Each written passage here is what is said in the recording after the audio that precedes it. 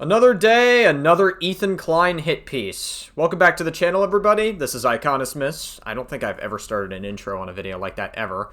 But yeah, we've got a new Ethan Klein hit piece. I think this one was a little bit hyped up because it was by Alex Novell. Apparently, Alex Novell did like a documentary on like legal mindset a while back.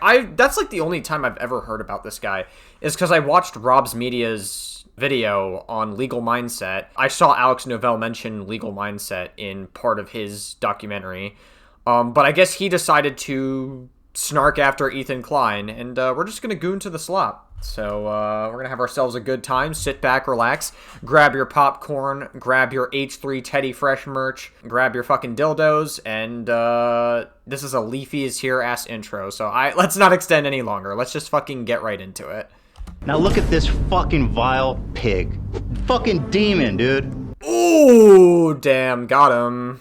Women on the internet? Yeah, women do be on the internet. Now we got Cruel World Happy Mind.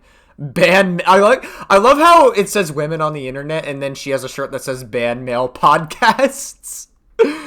Listen, if she's talking about banning red pill podcasts, I guess, but banning all male podcasts seems a little crazy. I don't know, man. Maybe I'm just a little bit dense. Frogan, Taylor Lorenz, and Denims. Man, this is quite the cast we've got lined up for our little movie tonight. We need to exterminate them. We don't believe in extermination, but let's just move them somewhere else. All right, we need to get this here in its own neighborhood, with its own kind. It's fantasy.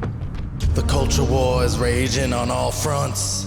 Foot soldiers, fresh off the assembly line, strike the hot iron of the battlefield and drove. Bro, he had like a whole fucking Terminator segment here. It's crazy. I actually do like the Terminator franchise, so kind of sucks that we're referencing that for a Ethan Klein hit piece here.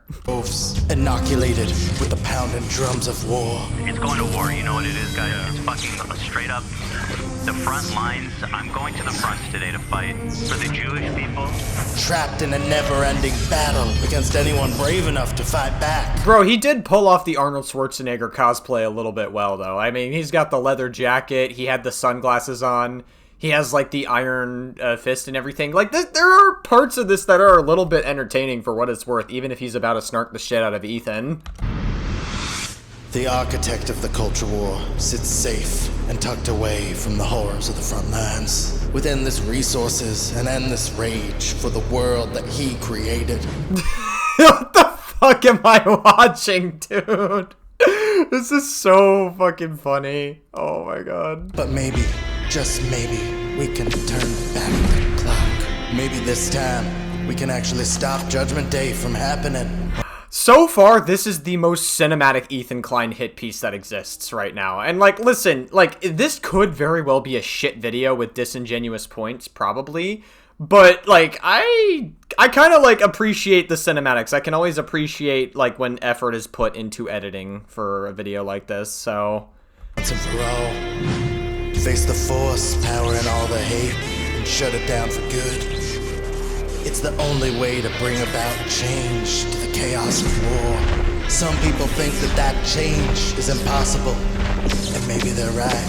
Because if I know one thing, it's that culture war never changes. Wait, isn't War Never Changes supposed to be a Fallout line? I thought you were trying to do like a whole Terminator reference here. This is like the whole thing is meant to be like in the Terminator universe. But now you're... that's so weird. I don't know, a bit of the incorrect reference. Did they ever say that War Never Changes in Terminator? Bro, come on. You gotta at least get your references correct a little bit. Like, the editing has been pretty top-notch here up until this point, but, like, come on, dude.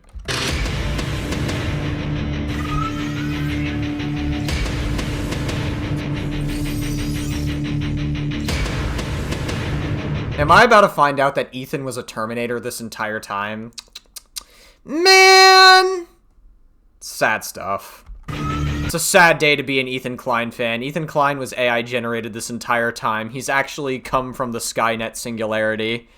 This is terrible stuff. He was sent from the future by Israel That's what they're going to say in this hit piece. Watch. They're going to say that Ethan Klein was sent by Skynet, and Skynet secretly ran by Israel, and he was meant to do Israeli propaganda. That's what they're going to say. That's going to be one of the points in this video, I'm willing to bet.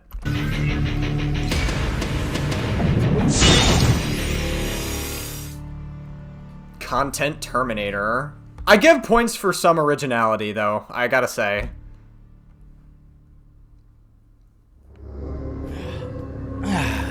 Let me tell you guys a story. Bro, this is a long intro. Ethan Klein can't stop harassing women Oh my god. It's the same set as Ethan Klein's. on the internet. You know I don't like talking about women's looks. Yeah, set that one. You don't need to. You don't need to. It's beneath me. That being said, you pig! You loser!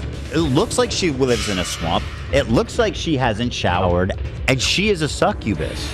I mean, I don't know. Like, I feel like that's more of a comment on her health than anything. I don't think he was going after her for her looks. I mean, when you look at Casey Tron, she wasn't actually, like, exactly taking good care of her health on anything. Like, she just smokes weed all the time. I legitimately don't even know if you could call Casey Tron malicious. I mean, she reacted to Ethan's content maliciously, admittedly. But, like, that act is malicious, but I don't know if Casey Tron herself is, like, necessarily a malicious person. She's just kind of irresponsible and really stupid with how much weed she smokes. I feel like she kind of, like, has a little bit of brain fog from that, potentially. So, I don't know. I feel like Casey Tron... I mean, I guess it's a good thing that Ethan Klein settled with her, and everything, but... Yeah, I don't know. I don't think Ethan Klein was really making fun of her looks here, necessarily. It was more just, like, commenting on her health than anything, you know? Ethan Klein could be a little bit less catty, but still. You're a fucking piece of shit. You are the biggest fucking... Oh, can I say it? Fuck you. I can call her a bitch. I can call her a horrible person, but I would never do that. I would never say that. And I mean that. I only use this harsh language to exemplify the fact that I can say whatever I want about her. Can I just say that we don't have a click Ooh, got him. problem at this school? And some of us shouldn't have to take this workshop because some of us are just victims in the situation? That's probably true. How many of you have ever felt personally victimized by Ethan Klein?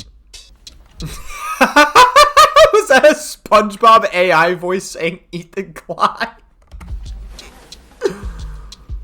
Oh my gosh. Oh my fucking god. I love how he had Taylor Lorenz over this person and she's not even raising her hand. And then he has Cruel World Happy Bind not even raising her hand.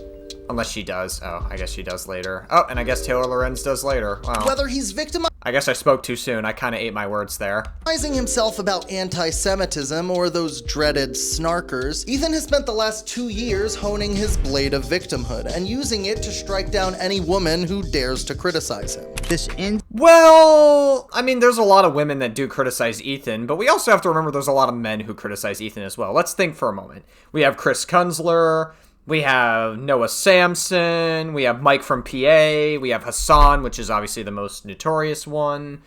We have, there's probably like a few others. What is it? Obviously Alex Novell is a new one, it's seemingly. There's a few, and then for women, we've got Denims, Casey Tron, Frogan. Obviously, those are the main three. We got Taylor Lorenz, we got Cruel World Happy Mind. I don't know, there's a lot of men that do criticize Ethan. And I think what it really stems from is the fact that I think women engage with drama a little bit more because Ethan Klein's super petty, right? And I think that's part of the reason why a lot of his audience is a majority women is because women love gossip and drama. They do. They're very catty, and Ethan Klein's very catty, and Ethan Klein can make women feel like themselves. That's why a majority of his audience is women. That being said, I don't know how you're going to run the narrative that Ethan Klein is a misogynist and that he attacks women when a majority of his audience is women. So, bit of a tough sell there. And also the fact that Ethan Klein has had beef with a lot of men as well who are content creators. There's a lot of men who don't like Ethan Klein. Insane. And Shonda Civic as well. That's another one. Totally forgot that. Oh yeah, Adam McIntyre too. That's another one. Harassment and defamation campaign that you've been sucked into. And while you are trying to be this fair arbiter of truth and research, you are repeating straight up fucking lies as part of a anti-Semitic hate campaign, and I'm not saying she is yet. You may. And you're saying. Well, I mean, Hassan do be dog whistling that Jews are not people all the time on his streams, especially as an attack on Ethan, especially after October 7th as well. So that do be a thing. Swastika hilt should not make me feel. Oh yeah, iDubbbz as well. iDubbbz and Anissa, both men and women, going after Ethan. Couldn't forget those. Uncomfortable. No, you're insane. And what, 3 million people watched that, and nobody who supports him thought that that was a little fucking nuts, a little fucked up to tell that? It's just like, these people don't give a fuck. I mean, it's kind of disillusioning where it's like, do these people care about this at all, about anyone? But that blade of victimhood cuts both ways, as both his YouTube channels are bleeding subscribers. The H3 podcast, Ethan's main channel, has lost almost 400,000 subscribers since January of 2024, making them one of the fastest shrinking communities on the platform. Well, that might be true, but also I think that Ethan's community is very tight-knit. I've met a lot of members from Ethan's community, or I've talked with some of them, I should say. I shouldn't say I meet them. That's a bit, like, weird to frame it like that, because I don't know them that well, but they all seem very friendly, like the tight-knit ones anyways that are more loyal. A lot of the ones that have stopped supporting Ethan are probably because of the whole, like, Israel-Palestine stuff. That definitely, like, took a turn, especially after, like, October 7th. I think since January 2024. And really, let's build, like, hold on. Let's get, like, a timeline here for reference, right? Ethan and Hassan, they had a podcast together, right? It was called Leftovers. The reason why it stopped was around, like, after October 7th, right? Where they had a disagreement, but the disagreement wasn't really necessarily why they stopped doing it. The reason why they stopped the podcast was because Hassan wouldn't regulate his chat when they were calling Ethan Klein a Zionist Palestinian baby killer or whatever. It's like all sorts of, like, weird fucking names. And Hassan wouldn't do anything to, like, regulate his chat. He wouldn't even make an attempt to be like, guys, let's chill out. Let's not, like, resort to these names. Let's not resort to calling Ethan this. And Ethan should have just, like, I don't know, like, obviously, like, I think Ethan has gotten a little bit too petty when it comes to this Hassan drama recently. But, like, Hassan definitely should have said something, but that was the main reason why they stopped the podcast. And I'm assuming a lot of the subscribers that Ethan lost were because of the whole, like, Leftovers thing, and also the whole October 7th stuff that's been happening. But Ethan Klein has, like, the most normal take on Israel-Palestine. It's that Israel has a right to exist, but it doesn't have a right to be killing Palestinians, and it doesn't have a right to be pretty much, like, having a god complex. Or Netanyahu shouldn't have, like, a god complex over the shit that he's doing. That's really it. That's a very normal take. The civilians of Israel are not bad, but the government sucks. That's literally the basis of Ethan's take. It's literally it. It's actually not as complicated as people are trying to portray Ethan's view of it, we'll say. Let's be real. Let's call a spade a spade. The views are down. We'll get him back. These are people that I wanted to shed anyway, let's be real. I knew what I was doing when I got into this. But the views are down, the members are down, the revenue's down. And Ethan's coughing. Listen to him. He's like Tiny Tim, man. Dude. He's like Tiny Tim over here. But Ethan Klein will not go down without a fight. When he's not going scorched earth on his former friends and colleagues, Ethan Klein spends his time fighting multiple court battles and rage texting anyone who disagrees with him. Well, just to be clear, some of these court battles are not entirely useless. If anything, they actually set a very good precedent. I know a lot of people tend to talk about how the lawsuits that Ethan Klein has been doing are frivolous and they're pointless and they set a bad precedent. No. One of them was earlier this year. It was the Noah Samsen lawsuit, because Noah Samsen made a video earlier this year called The YouTubers Who Backed a Genocide, and he lies so fucking much in that video, and he, like, pushes so much fucking pro-Hamas disinformation in that video. Like, it's actually fucking insane how much Noah Samsen lies in that video. Noah Samsen lied so much in that video. Then, that was, like, a defamation lawsuit that's separate. But the Casey Tron Denims and Frogan lawsuit that happened afterwards with Ethan was happening because of the fact that they were maliciously reacting to his content. They were trying to use their streams as, like, a marketplace to get views away from Ethan. And they literally admit this. And also, not to mention, recently, according to a lot of court papers, there were leaked DMs that the court documents found between Denims and a Snart mod literally admitting this. Okay, this is a tweet from Dan Saltman. Not a particular fan of Dan Saltman because he's in Destiny's orbit, but that's beside the point. January 21st, 2025, H3 Snark Mod with the Discord username Dart Toys, I think his name, sent Denims a direct message on Discord saying, "Can you advertise on H3 Snark before or when the content puke is released? I try time to gather people there to join your stream, but we need you for this one so we don't boost Ethan's release." They literally, it doesn't get any more clear cut than that. This is from the court documents.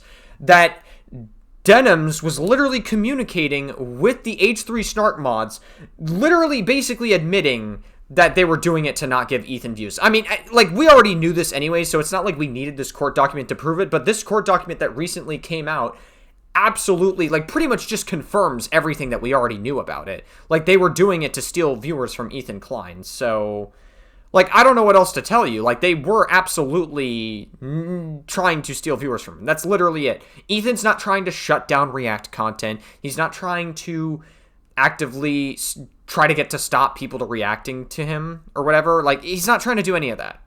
So that's a massive misconception that it seems like the general public seems to believe, like the more optics side of it, we'll say.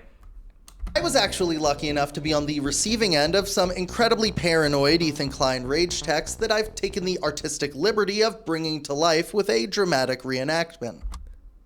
Interesting. Okay, so I guess these are personal DMs with Alex Novell and Ethan? In this dramatic reenactment, the part of Ethan Klein will be played by Michael Jackson. Michael Jackson is... This is fucking ridiculous. Okay, like I said, I have to give props to Alex Novell for, like, putting effort into this Ethan Klein hit piece. This is definitely, like, the more cinematic ones I've seen. Maybe I've just become so desensitized to snark at this point that I can't help but, like, laugh at how ridiculous some of it is. Like, you just have to not take some of it so seriously. Maybe it's because I recently got my own snarkers, a little while ago. So I guess I kind of just, like, learned to just not take, people as seriously. I'm like, wow, these people really don't matter in the grand scheme of things. They kind of don't really, do much for society. So I kind of just, like, I kind of just learned to not take it seriously. Like, we're kind of gooning to the slop a little bit. Hope mediation went well yesterday. Let me know if you think today will work better for you or if tomorrow is better. I know you have a show today, so no worries if you need to postpone. I'm around all day today and tomorrow. Are these DMs real? Like, are these like a little bit dishonest? Are they real DMs? Meditation ended up taking like 13 hours. No worries, we can talk tomorrow. The next day. How's today looking for you? Do you have a problem with Taylor Lorenz infrequently retweeting the account called Ethan's Attic, whose sole purpose is to lambast my declining mental health? Do you think it's okay to target someone's mental health as a partisan attack? Oh my god. Like, okay, assuming these DMs are real, it's hard to say if they are or aren't real. I'm gonna operate with the assumption that they are real. And the only reason I'm gonna operate with the assumption that they are real is because this is on par with Ethan's behavior in the sense that he does, like, message other people the moment, like, a hit piece comes after him or the moment somebody decides to snark after him. We saw this literally, like, back in October when Ryan Beard decided to snark on Ethan Klein in a very stupid way. And, like, Ethan Klein was, like, messaging Ryan Beard about it on Instagram DMs. And, like, Ethan Klein was messaging other people in DMs, like, trying to, like, talk to them about it. Like, whether it was it with Taylor Lorenz? I could be wrong if he was, like, messaging Taylor Lorenz. But there was, like, definitely a few others he was messaging. And I just have to say, why do you have to message so many other people regarding, like, anytime somebody snarks after you? Why do you feel the need to respond to it so much? Why do you feel the need to engage with it so much? I don't understand. Like, you don't have to respond to every single bit of criticism. Like, you can let people snark after you and then just, like, keep doing your thing. Like, that's, like, another criticism. Like, and also, that's why you shouldn't be talking about Hassan so much. Like, yes, you could have made the content nuke, and then you could have just left it at that and not talk about Hassan too much either. Like, it's just, it's one of those things where it's like, I feel like Ethan could be playing up to optics a little bit more. That's, like, one criticism I would give Ethan is you need to, like, you gotta care a little bit more about optics. Because optically, you do kind of look insane to some of these people. Not saying that you are insane, but that's how it looks. That's how it comes across as. I retweeted him for sharing my video. I'm a small creator. Retweets do not equal endorsements. Oh, okay. All my accounts are public. It's not a gotcha that I've interacted with these folks before. Here is a post that you retweeted. That jacket is fitting because Ethan Klein is now just a locale. Do you think I'm a locale? I think he has always been. Steven Assarch. Damn, that's fucking hot. I stole that joke from Papa Gut. Sorry, Papa Gut. I had to use that joke here as well. It's too good. I mean, his last name is literally Assarch. It's a hot last name. Kind of this way. So I have been watching H3 since the beginning. I remember my first article about H3 is in like 2018, I think is when I first started writing about him in Newsweek. And I've always found his content fascinating, but it's evolved so much over time. He's starting to get more and more paranoid. Ethan Klein has become more siloed off. And I don't think he even leaves the house anymore except to go to the podcast. He's kind of scared of everything. That's why he's like siloed himself off in this $1 million mansion. And I think over time, that problem has only gotten worse. I mean, I don't know if that is a sign of the declining mental health. I feel like the declining mental health for Ethan Klein would result to the fact that so many people want to snark after him, not to mention that he did have 2 human skulls sent to him, and that people were making up lies saying that his kids were eating dog shit, and that the dog was, like, shitting all over the house, so... Is actually... And a lot of the Hassan's orbiters were co-signing it. In a state of psychosis. Yeah. I think part of what's it feels maddening. Feels like gaslighting, like crazy making. Like it's so frustrating to look at all these super woke people and nobody fucking can see what's happening. Ethan's paranoia has clearly overtaken his online personality to the point that it's become the fuel for his entire content machine. She's doing the thing where she's saying this Jew is hallucinating anti-Semitic. He's tricked his audience into well, not for nothing, but like the example that you're using here, like Cruel World Happy Minds hit piece, I didn't react to it on the channel because it's like fucking 3 hours long, and I don't know if I was willing to goon to Ethan Klein slop for that long. But, like, Cruel World Happy Minds hit piece was incredibly fucking dishonest. It's, like, easily one of the worst Ethan Klein hit pieces out there. And she, like, again, it's absolutely fucking mental how much she lied in that. And she was also pushing JQ conspiracy theories that, like, Ethan Klein was, like, I don't know, spreading Israeli beliefs, or that, like, Israeli propaganda was, like, getting into him. And I'm like, she was, like, pushing these, like, weird anti-Semitic, like, conspiracies. And... not only that, she was literally insinuating that Hila Klein was a pedophile by saying, oh, Hila Klein wears a lot of, like, kids stuff. Oh, that's very interesting. Okay, Cruel World Happy Mind. Okay, so she's insinuating that Hila Klein has a lot of stuff that kids are into, like a lot of stuffed animals, or wears clothing that, like, is very childlike, and she framed it as, that's very interesting. Well, guess what, Cruel World Happy Mind? You have all these plushies. You've got more plushies here. That's very interesting, Cruel World Happy Mind. That might be a sign that you might want to fuck children. I don't know. You've got this, like, weird lighting that's almost very kid-like. That's very interesting. And your hairstyle is almost childlike. That's very interesting, Miss Madison from Cruel World Happy Mind. Very, very interesting. Thinking there's anti-Semitism, and he's making them paranoid. And it's actually totally fucking insane. Like, this... is just straight up Nazi racism. Like, holy fuck. From Ethan's perspective, everyone is out to get him. But that also means that well, and not for nothing, but like he literally did have 2 human skulls sent to his house, and that he also had CPS called on him unjustifiably. So, like, I feel like he has every right to feel paranoid to some extent. You know, like, I also think it's, like, worth noting that, like, it's just, I don't think, like, all that paranoia is for no reason. I don't think he needs to stay away from the outdoors permanently, but I also think that it's probably better if he, like, tries to step out of his comfort zone a little bit instead of being too sheltered. Everyone is also fair game to be targeted by him. Listen, if you're gonna talk shit about me, I have a policy. This goes for everybody. I don't give a fuck how small of a creator you are. If you talk shit, you're fair game. And if you can't deal with it, then don't make the fucking video. Welcome to online. You're not listening. I'm not like all the other bitches that you can shit on and fucking just collect the free views. That's not how I do it, okay? Ethan's quite successfully turned the word... Maybe that's... I will say, I do think that Ethan could play up to optics a little bit better and not respond to every single hate piece, like, whatsoever, or, like, hate video that, like, people make, or every single, like, snark talking point. Like, obviously, this guy is, like, very snark-brained, like, already, based on, like, the build-up that he's had, and this guy is definitely, like, looking to snark on Ethan, for sure, but, like, I don't know. Again, points for creativity, though. Like, some of the editing is, like, very entertaining, at the very least. Snarker into a catch-all term for anyone who criticizes him. Snark needs to start being used as a pejorative. Like, that needs to be a slur.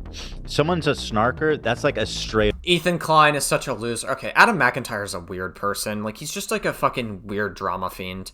And he was also very weird about the whole Colleen Ballinger shit, too. Like, the whole Colleen Ballinger shit, and so was Ethan, to be fair. Like, Ethan Klein was definitely pushing, like, very stupid narratives about the whole Colleen Ballinger thing, too. Again, I don't think Colleen Ballinger, what she did was good, but, like, people were sensationalizing the fuck out of that story. It up, like, racial slur. But then we don't not want to say it. Right. No, you can say it, but it's like, you can say it. Not if it's a racial slur. It's genius, really. He doesn't have to address any criticism. He can just say that every person criticizing him is part of a deranged snarker hate mob. You are so dumb. Yeah, this alleged harassment campaign. Thanks to Content Crash Out, the most deranged and also snark subreddit, for giving me all the information I ever needed about Ethan. It didn't invite speculation from anyone out the most deranged snark circles. That's what snark brain is, and that's what he's suffering from. You don't have to suffer from snark brain. We need a hotline. 1-800 snark brain. Ethan didn't invent hate mobs, but he is an expert on weaponizing his own. All right, let's go to war, guys. Speaking of which, and like I said, when you see what's going on, I have no choice. I have to do this. I want to get along with the fun in the games and just have silly, fun episodes. And listen, we did have some silly, fun, lighthearted episodes this week. I'm glad to offer a variety. However, when this is happening, when the war is coming, listen, I'm like Ukraine. When the war comes to me, I have no choice but to defend myself. Hey, man. You know, you gotta do what you gotta do. But at the end of the day, don't fucking respond to all of it, Ethan. Like, I don't know. It's like, you don't have to defend yourself 24/7. Like, obviously, like, when it came to, like, some of the earlier snark, I guess. And, like, making the content nuke on Hassan was totally fine. But, like, and also, like, suing the people that were maliciously reacting to it is also totally understandable. But, like, you don't have to respond to every single hate piece. Like, that's what I'm talking about. It's like, Ethan definitely could play to optics a little better instead of, like, trying to do whatever this is by responding to every single hate piece. Like, listen, hate on Hassan all you want. He's a fucking unlikable person, and he deserves all the hate that he gets. Hassan is such a weird, cringe loser. But, like, you have to admit that Hassan plays to optics a little better than Ethan does, even if Hassan is not a good person. Okay. I'm being invaded, okay? Okay. And ironically, I'm also being invaded by a bunch of fucking commie tankies. Besides his rabid community of YouTube members, Reddit foot soldiers, and FUPA troopers, Ethan Klein also has not the FUPA troopers. Network of commentary orbiters leeching off of him for drama content. Nicholas Diorio, my fuck. Wait a minute! What the fuck? Why am I getting a fucking stray here? Why is Papa Gut getting a stray here? Come on, Alex Novell, you can't be doing that. Come on, man. What do we do? Fucking best friend, dude. I call him Jolly Saint Nick. I love Nicholas Duro. Hey, we love Mr. Rhetoric. But I do think that Nicholas Duro needs to stick with one woman. He needs to not be a fuckboy. Like, he's trying to go for Frogan. He's trying to go for, like, other women, maybe Denims at some point. I don't know who else. I guess Caseytron could technically be a good woman for Nicholas Diorio. Guys, what do you think? Do you think Caseytron and Nicholas Diorio would make a good couple?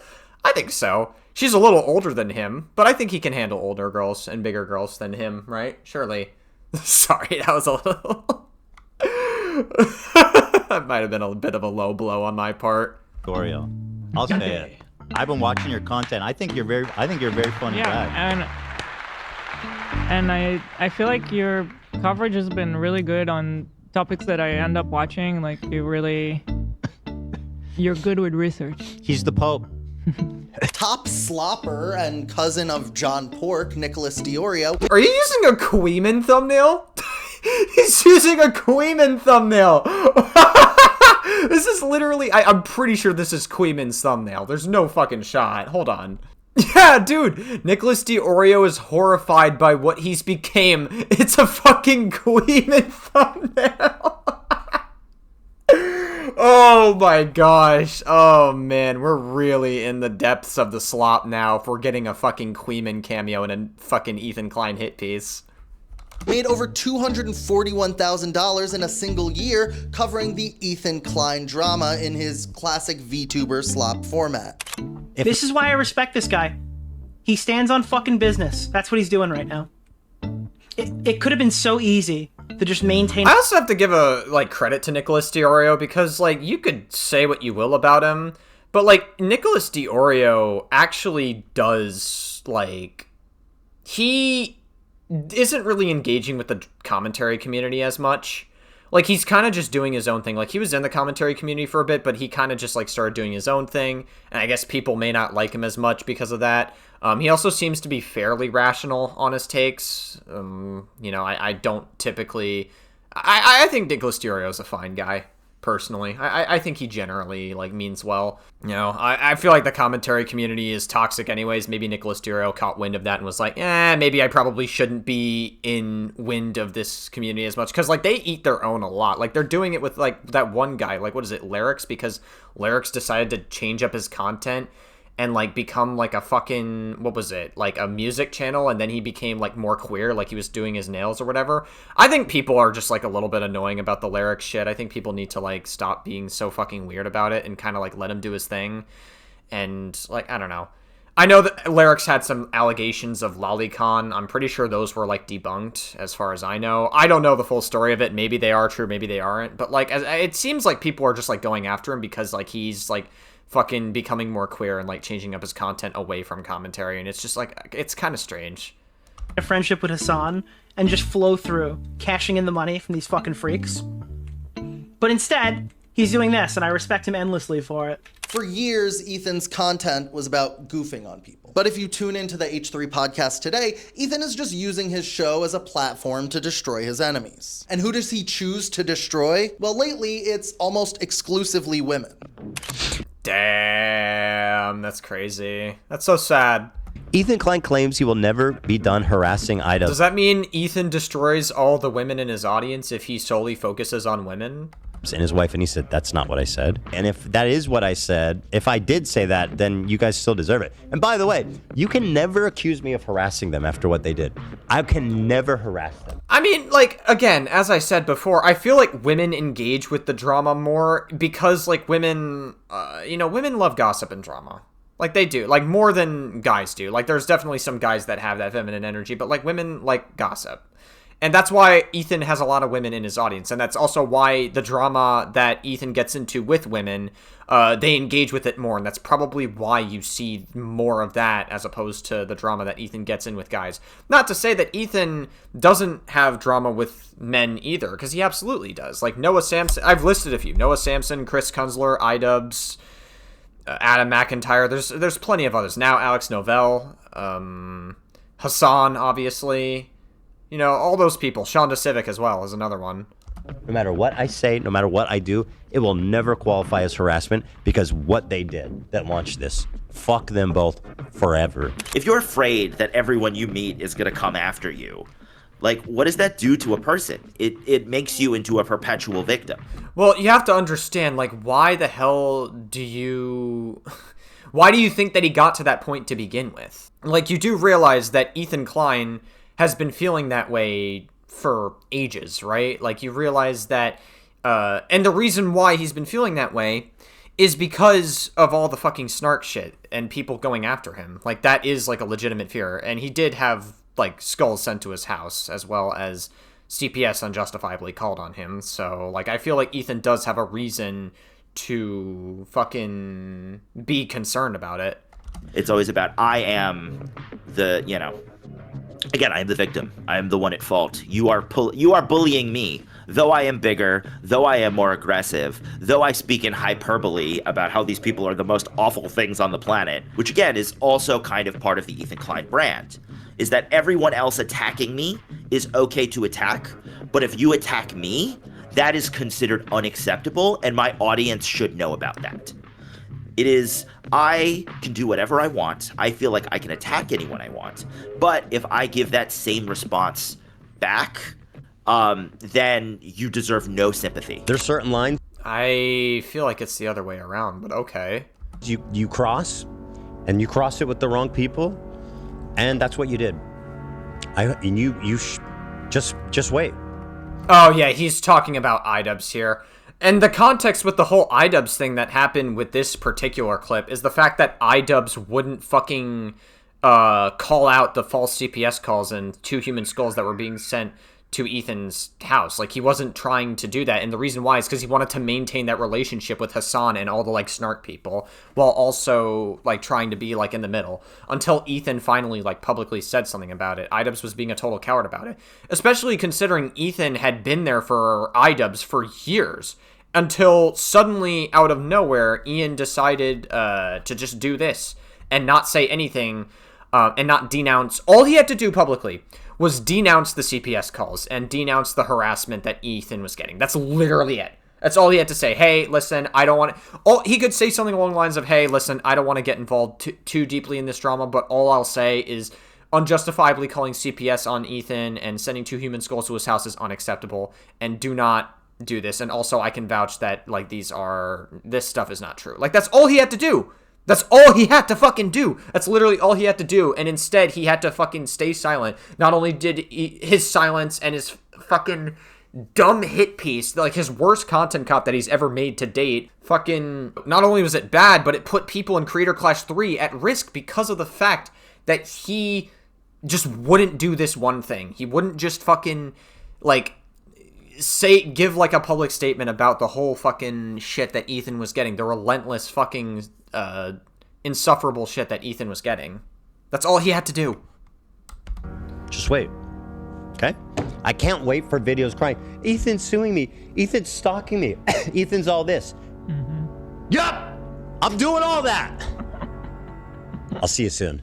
Ethan didn't... Pretty sure he was talking about Ian there, the iDubbbz.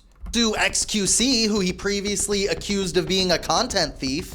Okay. So for the XQC thing, the thing is, XQC wasn't doing React content maliciously. Now, XQC's content was not transformative originally. I think he's gotten better with it over the recent years. He's definitely not as egregious with it as he once was. But he definitely did not used to make transformative reactions. Absolutely not. The only reason Ethan Klein is suing the other 3, the Casey, Tron, Denims, and Frogan, I guess just Denims and Frogan at this case, was because they were trying to create a marketplace for Ethan's content. That's literally it. And they verifiably did it. We also read a court document of Denims having the DMs leaked between a snark mod saying that they were doing it to maliciously steal views from Ethan. So there's not really much ambiguity there, bucko. No, you still are a content thief, in my opinion. Take it back. No, why would I take it back? Because if you're gonna reel it back and say, I just said that wasn't a good analytical point. I still think you're a content thief. He went for women in the comments. I mean, XQC's reactions weren't fucking transformative. That's where that comes from. But that's not necessarily grounds to sue somebody necessarily, and I think Ethan knows that. Whereas Denims, Frogan, and Casey Tron, they pretty much handed this lawsuit to Ethan on a silver platter when they admitted they were doing it to steal his content.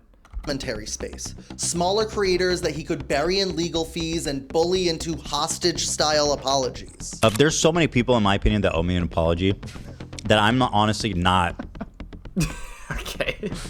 I'm not complaining about any of the ones I get. Ethan Klein's long-running struggle with his ingrained misogyny has gotten him into a few controversies over the years. But nowadays, his show has morphed into almost exclusively misogynistic rants about women who have criticized his rhetoric. Yeah, and I'm not here to criticize anyone's I'm not either, but like stuff. As a parent. But like if you're gonna get on camera like this, like how dare you sit there and moralize and theorize and LARP like a fucking mental health professional of any kind. You don't know anything. I have to admit, I slipped up the other day. Well, yeah, I mean, Cruel World Happy Mind hit piece was absolutely dog shit, and she was a total coward about it. The moment she went on the H3 podcast, she was, like, completely, like, stuttering and not even knowing what the fuck to say because she absolutely, like, she's a coward. And then literally right after, she went on Chris Kunzler's stream and then started, like, snarking after Ethan again and again.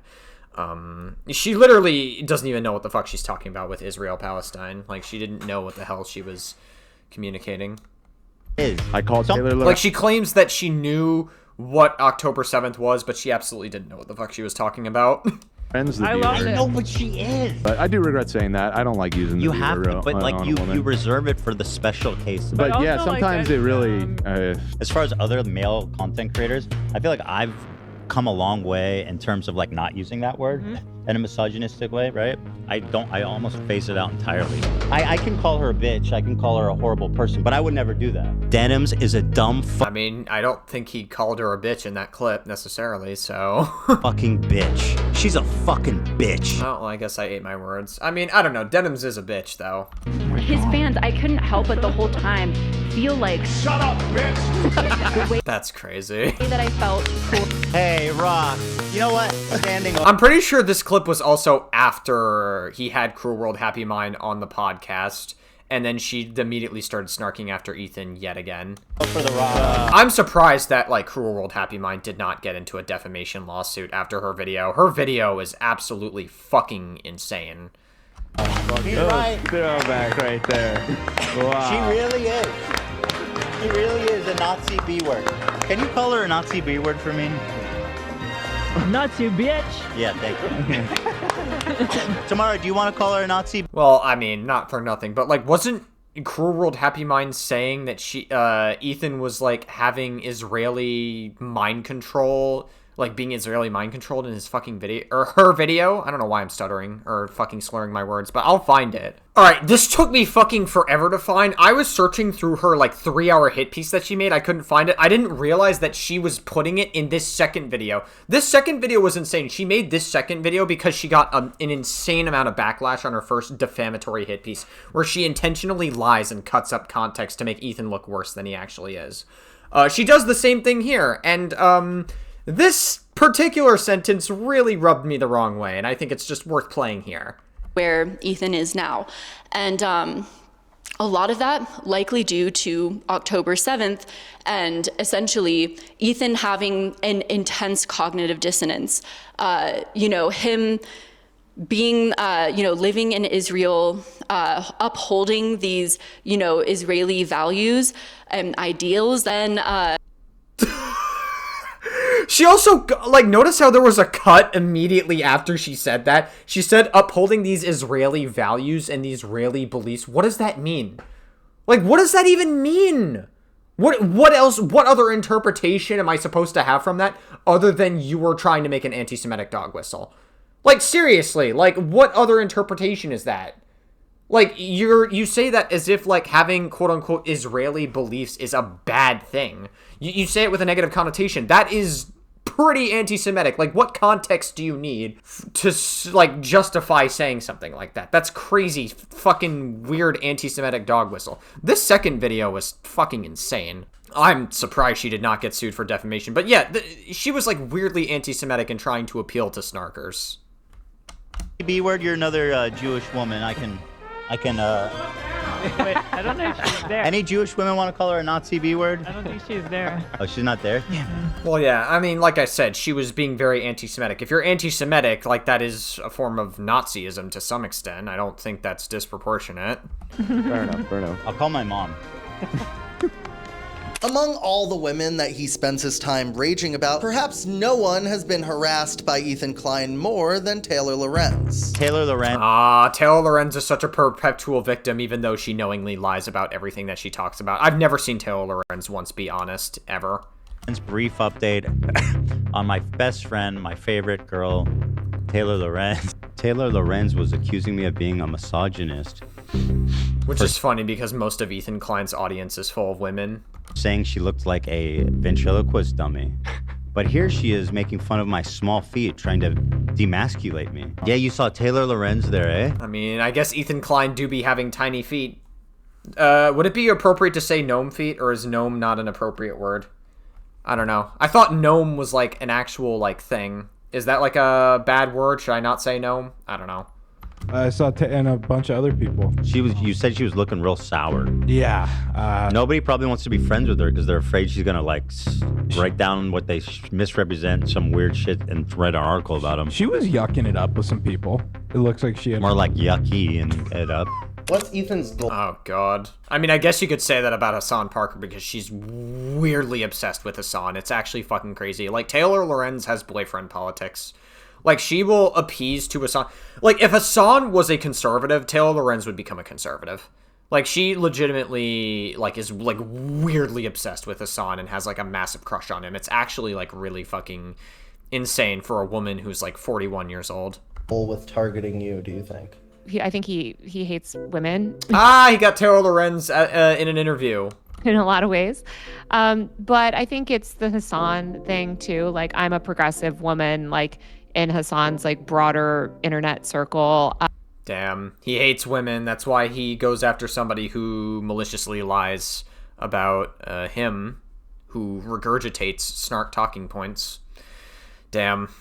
Ethan really do be hating on women so much, man. Women have it so tough because of Ethan Klein. And I think he's a bigot who doesn't, he doesn't like progressive women. That's not nice, Taylor. I've known Taylor personally for many years. Damn, I feel sorry for you. You got my condolences. And Taylor has always kind of been a target of right-wing harassment campaigns. Well, I'm not trying to be an asshole, but Taylor Lorenz is like, when you look at all of the stuff Taylor Lorenz covers, she does a lot of fucking internet slop for somebody who's supposed to be a journalist. Like, she covers a lot of slop. And listen, I love slop too, but if you're going to be covering slop, you kind of have to expect that people are going to be shitting on you. There's going to be a group of people that will shit on you and criticize you and do all sorts of shit to you. That's kind of just the sphere that you chose to be part of. And, like, Taylor Lorenz constantly puts herself in the crosshairs when she insinuates that Ethan Klein has, like, this derangement or whatever, that Ethan Klein... Like, she, like, runs disinformation campaigns about Ethan Klein. And so, like, if she's gonna lie endlessly about her coverage on everything, like, she absolutely deserves criticism for that. So, I don't exactly feel sorry for her. Taylor responds to these people. And that is what they want out of an enemy. They want someone who will keep engaging and will keep creating content for them. Well, Taylor Lorenz runs disinformation endlessly, so I don't exactly think that's it. Ethan keeps going and then Taylor responds, which he has every right to do, but it keeps the content mill running over and over and over. I think when it comes to, like, Ethan's, Ethan definitely, I believe, having spoken to a lot of the women he's gone after, What are you, a fucking simp for all these women? What are you, like a tier 3 sub in, like, Denim's chat, Frogan's chat? You can't, like, listen, not everybody can pull off the fuckboy style that Nicholas DiOrio can pull off. Like, not everybody can pull it off. He's trying. He's certainly trying. He's not gonna manage to do it, though. He definitely goes after women a lot. Like, it's undeniable at this point. It's terrible stuff. It's so terrible. We gotta speak up for women more, and maybe Ethan Klein will get the hint. It's terrible, man. We gotta speak up to all the women in Ethan Klein's audience specifically. Session with Taylor Lorenz runs deep. Between the hundreds of Instagram stories and podcast callouts, it's clear that Ethan Klein is using his platform to try to destroy Taylor's professional reputation. Well, not for nothing. Have you seen Taylor's Twitter where she's, like, literally retweeting snark talking points about Ethan, and she's, like, literally going to bat because she has a massive crush on Hassan? Like, have you seen the shit that Taylor says about Ethan? Taylor, you are a propagandist scumbag. This is not reporting. This is hackery. Oh, Taylor. Oh, shit. Taylor, okay, I wasn't prepared for this. Thanks so much for chatting with me. I'll be totally honest. Oh, God, are they fucking getting, like, AI-generated videos of Taylor? I don't respect your reporting. And Taylor, don't believe your eyes, Lorenz. Yeah, I don't think you're honest. Ha! Got him. Believe actual journalism. Okay, they're just using sound bites. Is that you? Thanks so much for chatting with me. Taylor, not if you're a hack. Not if you're a hack. Incredible. Yep. Taylor. Not if you will support Hassan until the very end, no matter what, with the small hope that yeah. With the small hope that he fucking sleeps with Taylor or something. I don't know. He never will, though. And that's going to make Taylor Lorenz cry every night. Give it up, Taylor. There's another guy out there for you someday. If you're the last woman on Earth... In reality, though, Taylor Lorenz and Hassan are perfect for each other because they both lie so fucking much. Like, they actually, like, weirdly are a good couple for each other, as, like, fucking stupid as it is to think about. Maybe he'll sleep with you. Not if that's all true. Go ahead. Go ahead. Not if that's... Thanks for chatting with me. Okay, yeah. I knew it. And she's so mad. And I just can't get over the fact... I mean, like, again, if you, like, actually, like, see Taylor Lorenz's obsession with Hassan, it's fucking crazy. Like, she constantly tweets about him. She constantly goes to bat for him. It's absolutely insane. The fact that, like, Taylor Lorenz keeps lecturing our community, which is majority female, on how much I'm dangerous to women. Guess what? I have bad news for you, Alex. Women are deeply misogynistic. This is what I'm talking about. What do you think snark Reddits are? What? Okay. I guess Ethan Klein's audience is misogynistic to themselves. Anybody that's against Taylor Lorenz is misogynistic. Anybody that criticizes Taylor Lorenz is automatically misogynistic. Snark subreddit. If everything's misogyny, then nothing is misogyny. Are the picture of misogyny on the internet. I don't know where people got the idea that only when somebody says something bad about you, Taylor, it's misogyny. Women don't uphold misogyny. He's a misogynist, first of all. Everything he says misogynistic stuff all the time. He's deeply misogynistic and appears to have he look at all the stuff that he said about young women. You know, he just traffics in misogynistic hate, and that feeds these snark communities because Ethan is actually has a very symbiotic relationship with the snark communities. This is such like a weird point. He has a symbiotic. I mean, I could say the same thing about you and Hassan. Like, you have a weird symbiotic, unhealthy obsession with Hassan, and you constantly fucking are willing to destroy your credibility for him in, like, this weird high school crush level of simpery. He has recognized that the snarkers on the internet, these, again, which I've reported on for years, they are vicious, misogynistic, and hateful. And he loves to leverage those people against the women that he targets. So, the snarkers are viciously misogynistic. Who's the snarkers, Taylor? Because last I checked, I'm pretty sure you're part of the snarkers. Great source there, girlie, you fucking dumbass. Fuck you. The HD podcast. Actually, fuck you. Like, fuck you. Fuck you. After releasing a video about Ethan I mean, like, again, Cruel World Happy Mind, like, kind of was asking for it. Like, Cruel World Happy Mind thought that the hit piece that she was going to make on Ethan was going to be a slam dunk, but it wasn't. And then she got herself in a ton of more shit than she realized. And now she can't even come back from it. She responded, like, 5 times to the controversy. On her own YouTube channel, YouTuber Cruel World Happy Mind was invited on the H3 podcast for what she thought would be a good faith conversation. Little did she know, I mean, I'm pretty sure it was a good faith conversation. Ethan was actually way nicer than he should have been to her, especially after the fact that she made like an absolutely defamatory bullshit hit piece on him. Like, I actually genuinely feel like Ethan was way too nice to her. Ethan and his whole crew had prepared an entire docket of debate-style questions for her. First of all, thanks for calling. Nice to meet you virtually. Yeah. I appreciate it a lot. So what I want to do today is talk through it, right? And I can express myself, you can express yourself, and we'll see if there's any understandings brought. I'm going to try my best to be respectful, and I want to have a productive conversation, right? So that's my goal here. Do you know what happened on October 7th? We were living. She doesn't know. She actually does not know what happened on October 7th. I'm pretty sure she literally I think she went on Chris Kunzler's stream after, like, she went on Chris Kunzler's stream, and I'm pretty sure she mentioned that she didn't even, like, understood what October 7th was until, like, way after she made that hit piece.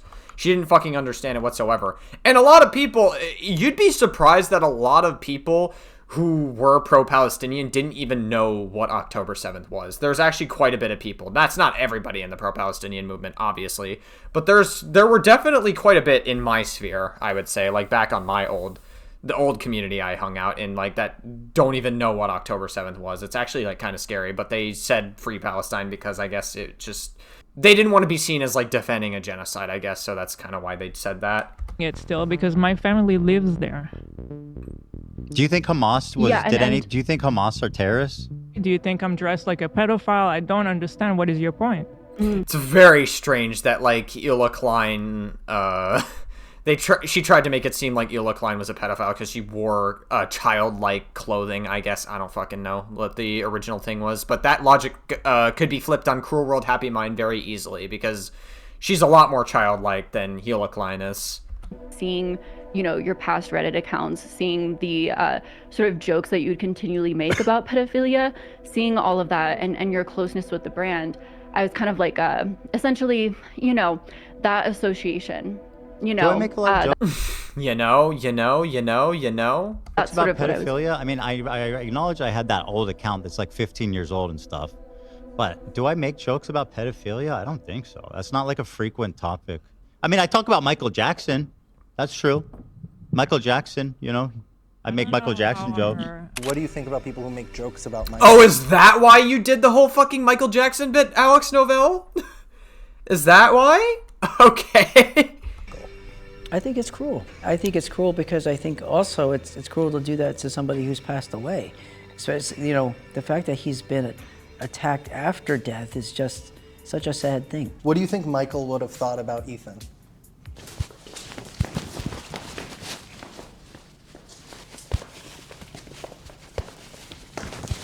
This guy definitely was a huge Michael Jackson fan before he got the role of this. Because, like, what the fuck am I watching? I'm ready to get started whenever you are, so. No, I'm not done yet.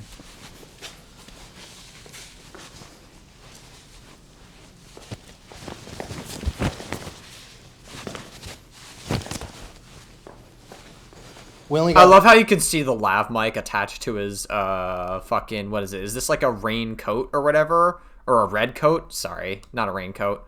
Or like a red suit, I guess. Like 30 minutes, so whenever you're ready. Will you do the moonwalk with me? I'll try. Is he British? Okay. And then we can just start it. Okay. Okay. So you're gonna go up on.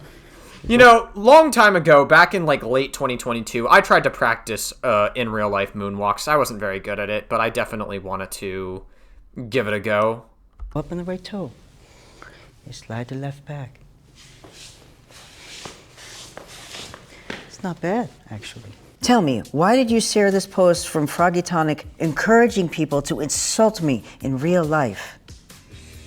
Sorry, I mean, who has? Not that you shared a post of him doing this.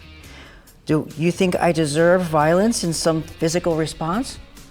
Again, dude, I've been covering this story and chatting with the individuals involved. How would you suggest I go about getting these people to speak frankly about this situation? I don't think you deserve violence or anguish for internet drama, but you realize I'm also Jewish and have faced anti-Semitism online before, right? I did not know you were Jewish. I'm sorry. Condolences.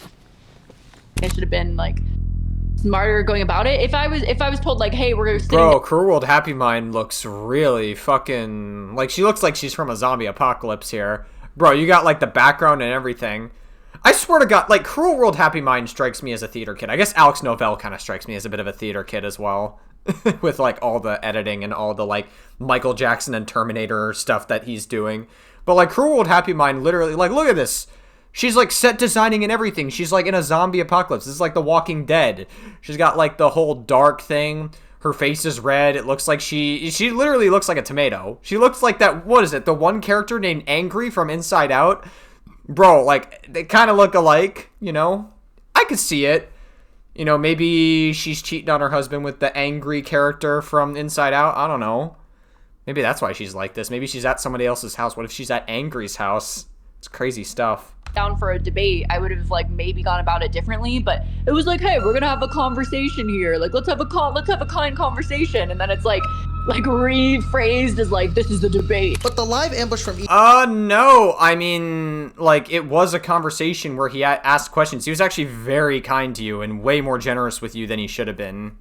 Ethan was just the beginning of the harassment towards Cruel World Happy Mind. She got it the moment she released her hit piece, like way before. She and her partner began to receive tons of threatening messages from riled up H3 fans. Wow, it's almost like she made 5 responses to this entire situation and continued to talk about the situation, attracting those same people to like comment on her like posts or whatever, and because she was falling off after she thought that she was gonna have a slam dunk on Ethan. My husband got like one of the most intense messages that we got sent where disgusting anti-Semitic slung. Your wife's jaws will be broken. Okay, this is obviously... don't send messages like these, by the way. Yeah, this is bad. The person that's messaging is bad. Better watch out for your racist child, because they will get it too. Careful leaving your house pussy ass F-slur. Wow, okay, so this guy is fucking unhinged. Alright. Listen, I mean, it's not good what he sent, but at the same time, you know, it's the internet. Just imagine, Ethan Klein, the amount of harassment that he got when he was facing all the snark shit from Hassan's audience and all the ruthless anti-Semitism that he was getting. Like, if he's gonna get messages like that, like, if you're a content creator, you're pretty much signing up to get, like, nasty messages. Like, it happens, it sucks when it happens, but, like, what's stopping you from blocking them and just moving on? When sent him a message saying that they're gonna show up at our house, break my jaw, or they called us, like, a Nazi, our Nazi family, they were gonna... Well, you were pushing anti-Semitism in both your first video and also your second video, where you were saying that Ethan was invaded by Israeli beliefs or whatever. You were like pushing massive anti-Semitic conspiracy theories, so you definitely are like anti-Semitic at the very least. Show up at our house, break my jaw, break my child's jaw, like that. Also, I find it so ironic that Cruel World Happy Mind is getting upset about her child getting threatened, but like the moment Ethan Klein's CPS call happened to him, she extended no fucking sympathy to him whatsoever when CPS got called on him and his kids. Like, I find that so ironic. Maybe this will be like her empathy moment where she'll finally realize, oh wow, maybe Ethan Klein shouldn't have CPS called on his kids. It's fucking crazy that, like, you're weirdly hypocritical and you only have a problem with children getting involved the moment it happens to you, but not when it happens to Ethan. So it's kind of, like, listen, your child obviously does not deserve that, but it's kind of tough to feel bad for you. I forget what else they've said, but, like, that was, like, the gist of the message. And so Ethan had sent me a message after he did that whole podcast and said that I should come back on his show, that he wants me to come back on his show. And so the only thing I responded is just sending him like this screenshot because I was like curious, like, and then someone just said they're gonna show up at our house and break our jaws. Like, what are you gonna say? And all he responds is that's just a snarker. That's not our audience. That's a snarker. That's not our audience. And then he says, you're victimizing yourself. I mean, I'm sure Ethan Klein's audience has harassed people. Like, no audience is perfect. Like, every audience, there's not going to be, like, good eggs in every YouTube or content creator's audience. But again, like, as I said before, like, what's stopping you from blocking them? And also, like, why haven't you extended that same level of charity to Ethan when he was getting CPS called on his kids? By the way, my community doesn't harass people. That's not true. Let me explain to you absolutely, provably, empirically true. Well, I mean, again, I'm sure that, like, every community has harassed to some capacity. Like, again, no community is perfect. But I will say, Ethan Klein's audience is certainly way better when it comes to regulating harassment as opposed to Hassan's audience, who's extremely rabid as fuck. Perspective, or do you want to fucking just keep playing clips that your production team put together? Ethan's not even really a commentator anymore. He's a CEO, a capital owner, and his product is drama. I mean, yeah, just like the rest of us, I guess.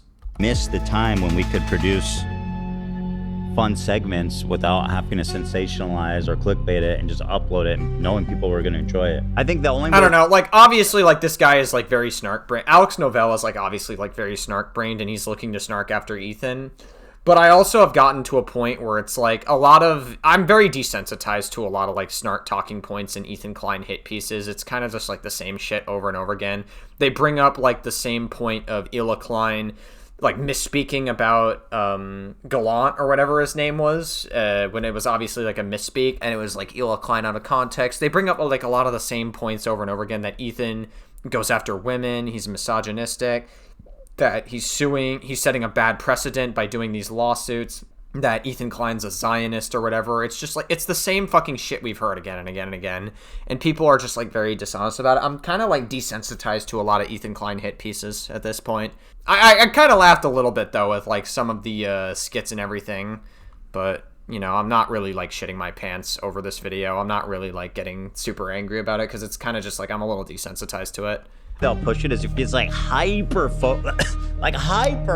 specified to you, which is why super specific, like, drama stuff tends to do the best. Ethan has long said that he models the H3 podcast after the Howard Stern show. But Ethan's Well, I mean, I guess, but, like, I'm pretty sure Howard Stern has said a lot worse shit than Ethan has. Like, Howard Stern has, like, actively pushed the boundaries. Like, he's gotten in trouble several times from, like, a public relations standpoint with a lot of the shit that he says, because he constantly tries to, like, push the boundaries of what's, like, breaking the rules. Like, Howard Stern was always doing that, so he definitely said a lot more crazy shit than Ethan did.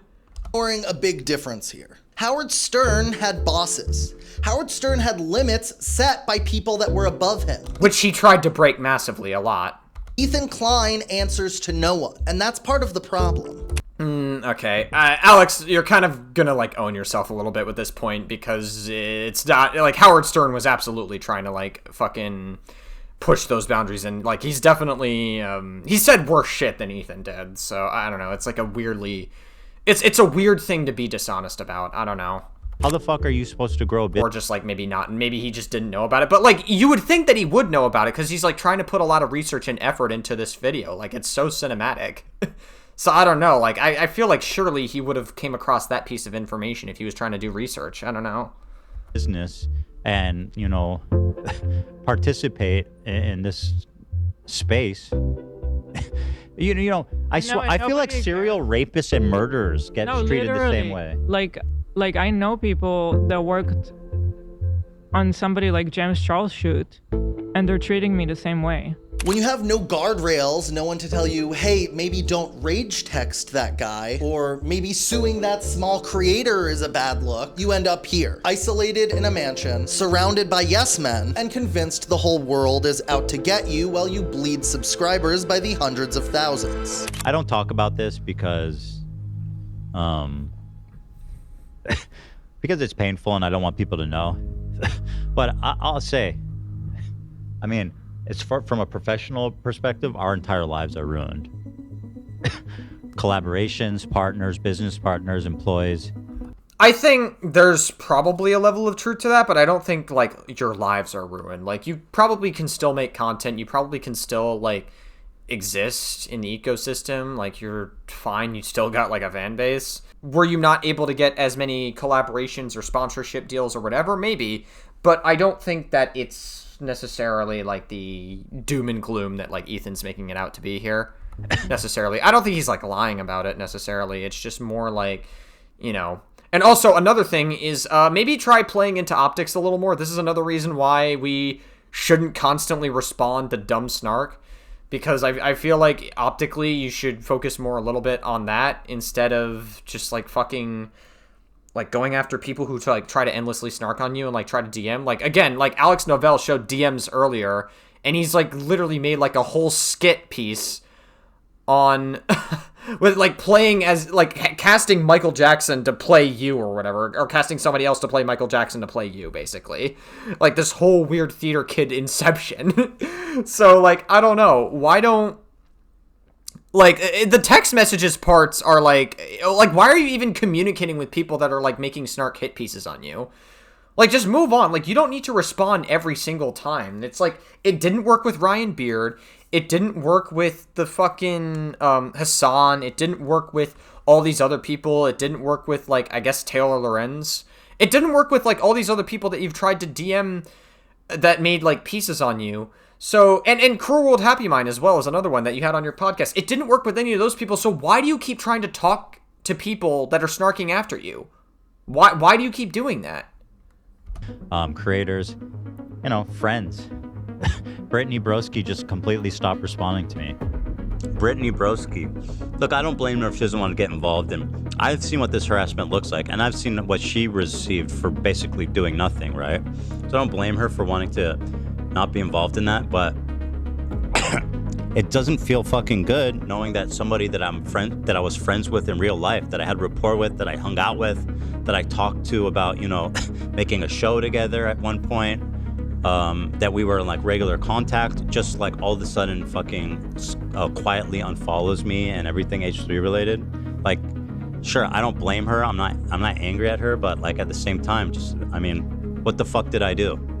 Of course I don't blame her. These people are the worst, Yeah, I mean, it's more of like an optics thing. It sucks that you lost out on that, but it's like, I don't know, dude. Like, I feel like part of it is stuff that you can control.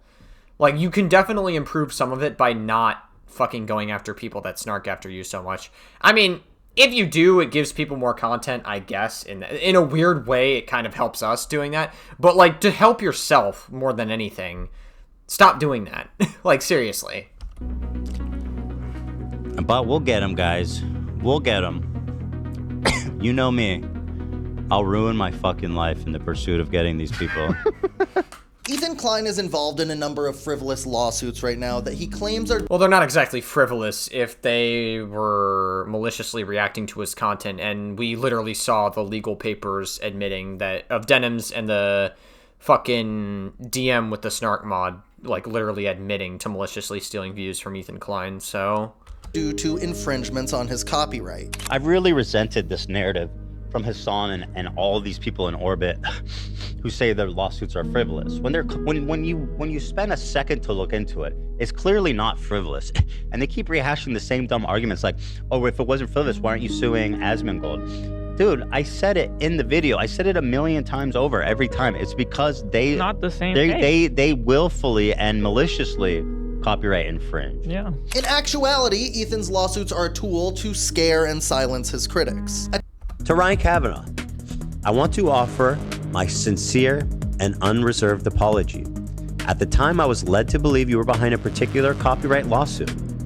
Acting on that belief, I went on and attacked you publicly and persistently. In doing so, I failed to consider the personal impact of my actions, and I lost sight of the basic respect every person deserves, regardless of any dispute. That hit its home. Because of the attention I placed on you, I know that you and your family became the target of harassment and hate.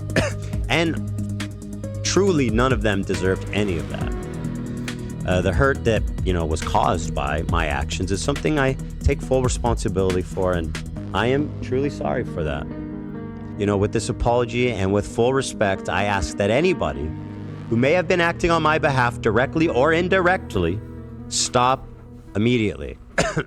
Ryan and his family and his associates should be left alone now for good. Ethan spent what some call... I mean, like I said, I don't know. I've heard stuff about the Ryan Kavanaugh situation. I'm pretty sure, like, Ethan settled for, like, no money. I'm pretty sure for the Ryan Kavanaugh stuff. Like, I don't know. Again, I don't know too much about it, so I can't really comment on a lot here.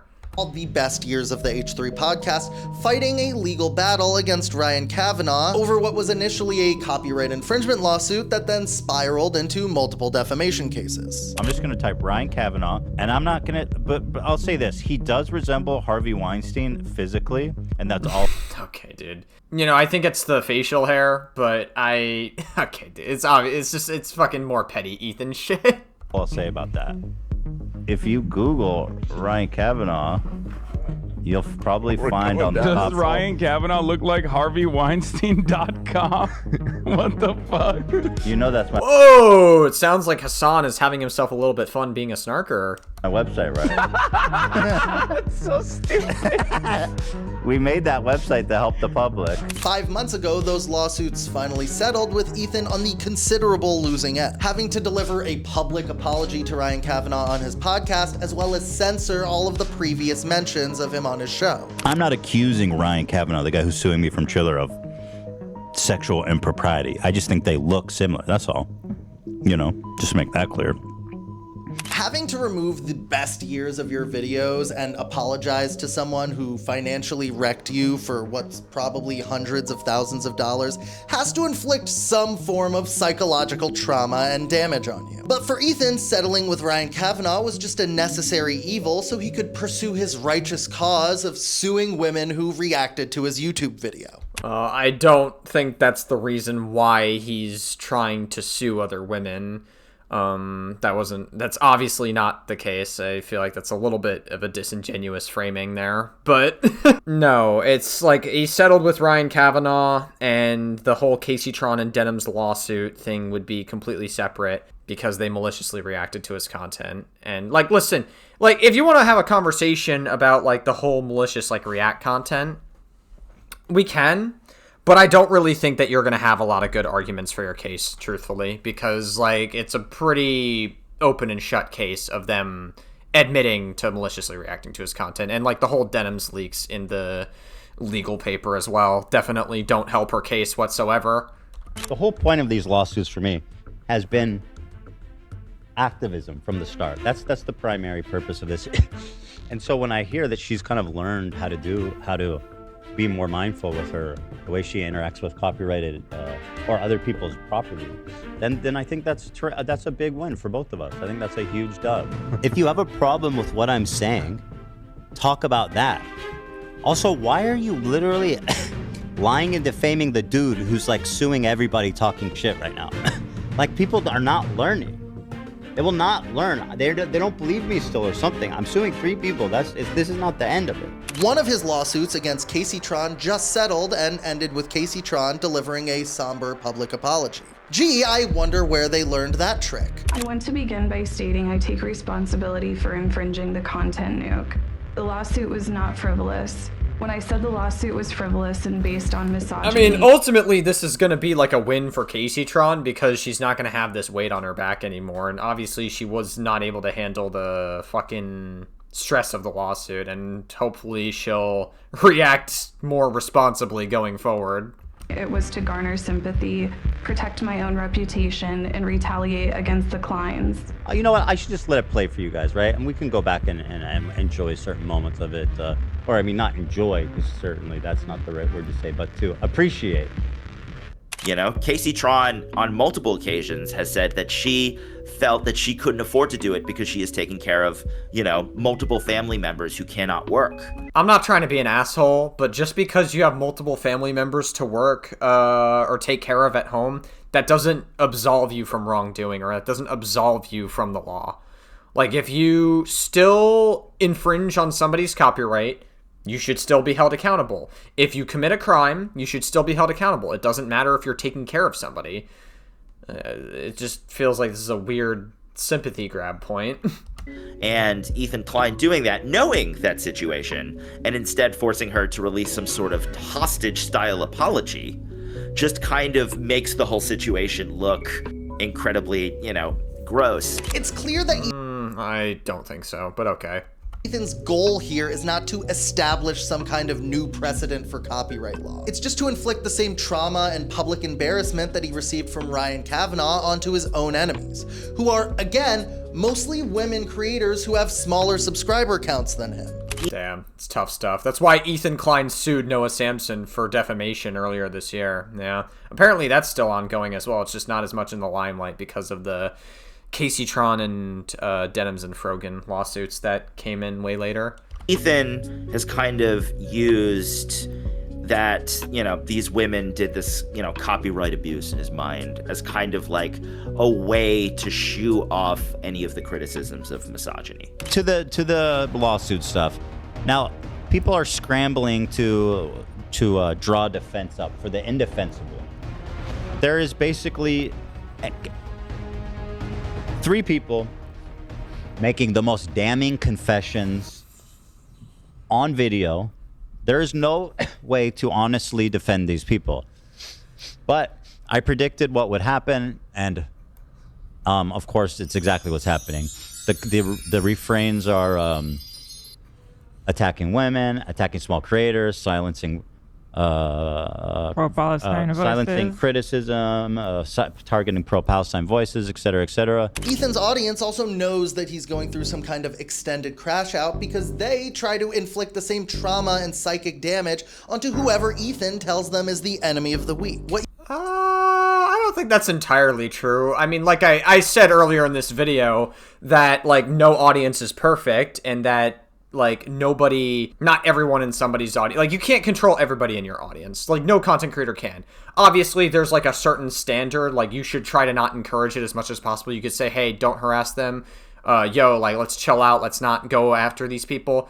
But at the end of the day, you can't control everybody in your audience. Like, there are going to be some weird people that go after somebody else's video. They'll comment some shit.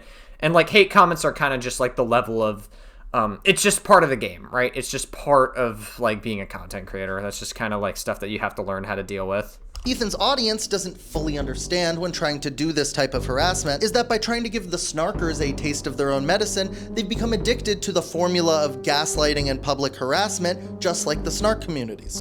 I think that's a little bit of a dishonest framing, personally. Like, I have not seen Ethan's audience, at least the side of Ethan's audience that I've interacted with aren't like that. Again, I'm sure there are probably a couple of bad eggs in his audience. I wouldn't doubt that. But I don't really think there's much horseshoe theory with the snarkers as you're claiming, but okay. Harassment podcast. Yeah, that's what the H stands for. Again, got him. That's what Anissa's husband calls it. It's another snarking talking point. Sounds like such a Karen. People outside of the snarking community don't use certain lines of attack. Like calling our podcast a harassing, what do you call it? A harassment podcast. A harassment podcast it's nobody outside snark says that. It's just an insanely dumb, totally random attack line that is just totally imagined in their psychotic world. Snark is a made-up concept by Ethan Klein to weaponize his audience against people he disagrees with. That's fucking stupid. What the fuck? Where do you, like, who do you think made the H3 Snark subreddit? Like, I mean, like, if you want to, like, get down to it, like, the definition of snark is, like, I mean, I'll pull it up for you, just so it explains it better than I can. Snark, critical or mocking comments made in an indirect or sarcastic way. Yeah. And, like, listen, Ethan Klein has a snarky attitude sometimes. Absolutely. But, like, H3 Snark subreddit was definitely not created by Ethan Klein. It's just a bunch of terminally online people that band together and get really fucking upset at the fact that, I guess, Ethan just doesn't align with whatever they believe. Or I guess they just, like, really fucking hate Ethan Klein, think that he's, like, a Zionist or whatever. I also forgot that snarks are creatures in the Half-Life series. I forgot there's like an enemy type in that game called snarks. They're also a weapon type in Half-Life as well. I don't care what influencer you are. There is an audience of people who hate you. You know, every influencer has a snark community, if you feel that snark is a valid term. I mean, sure, I guess. We exist in an online space that thrives on negativity. And I think Ethan Klein's packaging of snark has been incredibly lucrative for him. This type of information warfare is a dime a dozen on the internet these days. Almost every online figure has a snark community in their name. But for some reason, Ethan claims that his snark community is the most dangerous. Well, they did send CPS to his house for no fucking reason, or a reason that was very sensationalized and not truthful, and they also had 2 human skulls sent to their house. So, like, I don't know. If you were in that position, Alex Novell, I'm sure you would be terrified as well. Like, any person would be. They can't even leave their house, or they don't even feel safe to leave their house. So, I don't know, dude. I feel like that's a very justifiable reason to be a little bit paranoid. I mean, how extreme do I need to get these people's attentions? Or I to at least think that they are dangerous to some capacity. just don't understand. Because at a certain point, I personally, as a parent and as a person, I can't just sit idly by and let these people continue doing what they're doing. For that reason, he's spending even more of his hard-earned YouTube and Teddy Fresh money trying to subpoena Reddit and Discord to dox the individuals behind the snark accounts. Y'all thought I was playing games? I'm coming. Y'all thought, oh, Ethan's not gonna get our info. Oh, look at Ethan, he's not this and that. Oh, Reddit's not gonna give it. Oh, they're not gonna give us up. You're done. You're cooked. I'm coming. All I need is your IP address. And so ultimately, they will have a charge of copyright infringement filed against them. That's correct. That's the idea. Yep. Uh-oh. The charge is specifically inducement of copyright. I don't know. There's some specific inducement. There's some specific terminology for it. But then also, because some of your cohorts leaked your Discord messages to us, we have some of your Discord IDs, and guess what? We're gonna if anyone's gonna have your real identity, it's gonna be right there. We're gonna have all your messages. Discord. And listen, don't try to erase them. Is that a Keemstar soundbite? If you erase them now, it's not gonna look. I remember before it was Hassan, it was Keemstar. That Ethan was like heavily beefing with Keemstar, and that's really when I was not on Ethan's side, because I feel like Ethan was just like really, like he went out of his way to be like super unlikable during that period. I've definitely had my ups and downs with interacting with Ethan's content in the past. I definitely think that he's been a lot more on the right this year, although I think he could be playing to optics a little bit better, and he could stop being like his pettiness can definitely be his undoing sometimes. Good. And you should know that I'll still get them even if you erase them. I'm sympathetic to Fear thy Ethan Klein. Anybody that's going. I feel like Alex Novell is a theater kid. Surely he would have given like some level. I feel like honestly, I would have expected like from a theater kid to make like, I guess Ethan Klein, like you could reference him in like a Macbeth play, but I guess like more people probably know what Terminator is than Macbeth is now, because I guess, I don't know, pop culture shit. Through such, like, you know, that tells me rather that they're going through harassment, because I have dealt with so much of that. And so I was like, well, I'll try to help them. You know, they were making. Wow, that's crazy, Taylor Lorenz. Don't fucking dish it out if you can't take it. You literally were dishing it out to Ethan Klein and spewing disinformation about him endlessly, and you were over-validating the CPS calls and the snark talking points that he killed his dog and that he's like some horrific pedophile, which is fucking crazy. A lot of claims about Reddit. I mean, this is like the same. Taylor Lorenz is the same person who tried to interview minors without their parents' knowledge to try to get like interviews with them or whatever. Like, she wasn't trying to like sexually exploit kids or anything, but it's still like a massive violation of boundaries to like try to do that like without the parents even knowing that their kids are being used for an interview. At the time too, and snark subreddits, and that's something I've reported on a lot.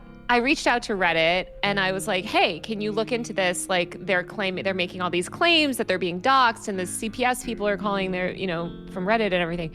Reddit looked into it. They were like, not only did we not find that, but like his community is actually being problematic and abusive. When it comes to Ethan Klein's crash outs, they are being milked for content. Crash outs? It's like he just learned what the word crash out is and he's reading it off a script. It's all about how much can you engage with and how much can you milk a lolcow. And Ethan Klein has proven that like he just wants the content. You know? He's milking himself at this point. Doesn't a lolcow require... Hold on. I'm sorry. I'm so confused. For a lolcow to exist, a lolcow has to not have self-awareness about how they come across as, or have no self-awareness of anything. So you're saying that like Ethan is aware of the criticism and the harassment that he's inflicted on other people, but he's not aware of how he comes across to people, and so you're saying he's like a lolcow because he's not aware of how much of a clown he's making out of himself? That doesn't make any sense to me. I'm sorry, that makes literally no sense. You're contradicting yourself. There's no doubt in my mind that this is just like where he expects this to go and what he wants out of his YouTube experience. Now, if you don't watch my channel a lot, you wouldn't know this, but I was actually involved in a pretty public lawsuit as well. Oh, interesting. King of all pimps, who recruited a then New York Governor Elliot Spitzer, hooker Ashley Dupre, claims his reputation was trashed by murder claim. Okay. Notorious pimp who regularly bragged about his high-end prostitution ring and took credit for, wait, what the fuck? How do you come into the lawsuit? All that to say, I know how to read these legal papers, and I've done it a couple times. And while Ethan's attorney may be very talented and charge him a lot of money, these subpoenas read like the incredibly deranged ramblings of someone wealthy enough to try to litigate public opinion on the internet. Yeah, but that's, okay, like, again, you're doing, like, this weird, like, I don't really like this, like, weird appeal to authority that you're doing where you're saying, hey, as somebody who's been in a lawsuit myself, I know that, like, reading these, I can just tell the energy of this is from somebody who's, like, this rich person who's, like, I guess, the energy that, like, he's some kind of, like, fucking megalomaniac or whatever. Like, I don't really, like, that's just, like, a weird appeal to an authority that's just, like, it's just an assertion you made. Like, that doesn't really tell us anything. And that doesn't mean that the courts won't take it seriously. I mean, this is America, a country that was founded on frivolous lawsuits from the rich. I guess I can't argue with you on that one.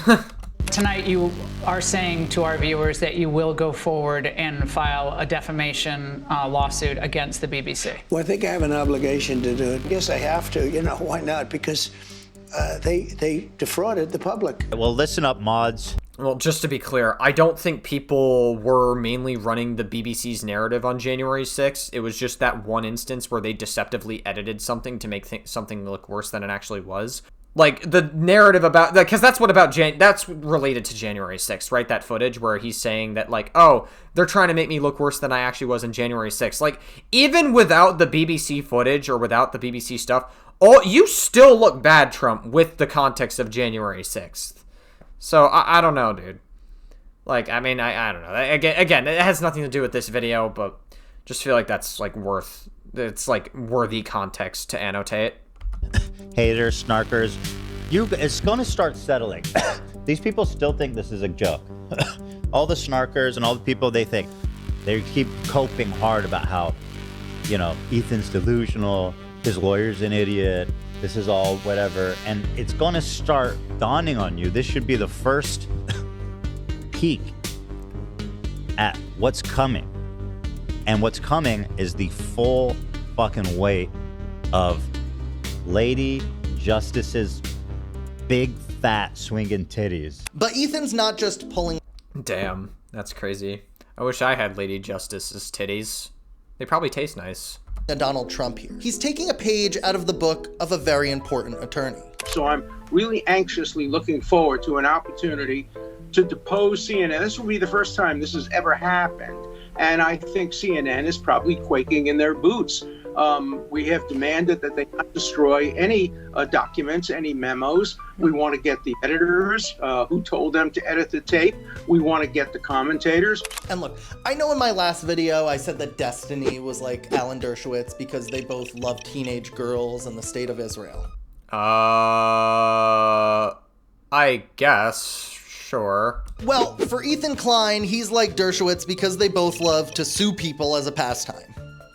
Oh, and because they both love Israel still. We can keep the Israel thing up. Well, I mean, he thinks that Israel has a right to exist, but they don't have a right to do what they want. I'm trying to question your intention with this, Alex Novell. I mean, I know you mentioned you were a Jewish person yourself, so it's very well possible that maybe, like, Alex Novell is just against, like, the Israeli government, maybe. It's possible. Like, I'm being more charitable because, like, Alex Novell is Jewish himself, so I don't think he meant it as, like, an anti-Semitic attack. I don't know. And maybe he just hates the Israeli government, I guess. It's definitely, like, a weird way to frame that, though. It's a little bit dishonest, because you make it seem like Ethan is, like, complicit with the Israeli government's actions and them genociding Palestinians. There.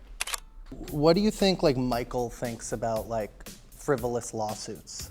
I think that Michael, he would believe that everybody's entitled to, you know, be able to have a lawsuit, and I think he believed in the law and everything. But that's why he had he fought for his innocence. Yeah. You understand two-party consent laws, right? New York City's single-party consent. I only say that because I told you the conversation was private and you agreed. Not sure a court would see my messages as me agreeing with you, but I guess we'll find out soon enough. Oh, my bad. I thought New York City, like California, was two-party.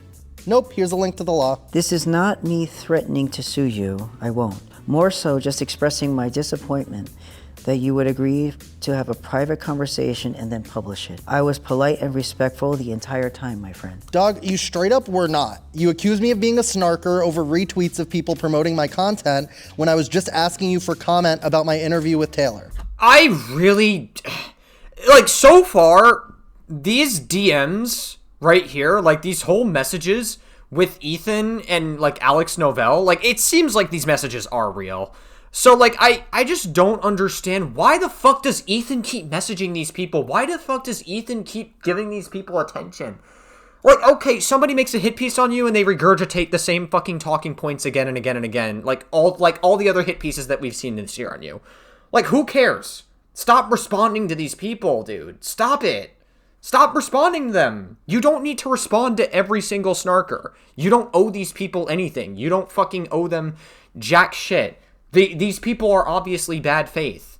Like, they obviously are going to say the same shit over and over again. Like, just, like, again, I would say that, like, this whole segment with, like, the Michael Jackson and, like, the text messages that Alex Novell is including in his video is probably, like, the best criticism Alex Novell has, actually. Like, because, like, this is fucking stupid that, like, Ethan Klein is, like, actually, like, showing these messages, is, like, actually messaging these people to begin with. I really don't understand it. Like, Ethan just needs to fucking, like, be like, okay, they're making a hit piece on me. I'm a big content creator. I'll just move on from it. Like, just move on from it. Just move on, dude. Move on. Just don't respond. Don't go after them. Just deal with it. Like, play to optics better and just focus on, like, not doing... Like, I feel like as a content creator, like, Ethan, you've existed in the atmosphere for years. For over a decade. You've been making content for a long time. I feel like you would understand this as a content creator that's been in this sphere for a while, right? It just makes sense. But Alex, you started your last video with... Like, listen, I think Ethan Klein has definitely been in the right for the most part this year, but, like, Jesus Christ, come on, dude. Like, please. It's like, get your shit together. With you shooting me with a pistol, I hardly think that's appropriate in this political climate. It's clearly a Terminator issue T-1000 liquid metal disguising itself as you to make a metaphor for warring online communities. Bro, that is like the nerdiest reference you've ever made. I got the reference because I do love the Terminator franchise, but like, dude, like, I don't know, man. I that one might go over Ethan's head. I saw someone with a gun shooting at me. What? Was it a gun? I don't even know what the fuck Ethan is saying here. You think that's okay considering the rise of political assassinations? Hold on a second. Where was it? Was it a retweet of the, where was it?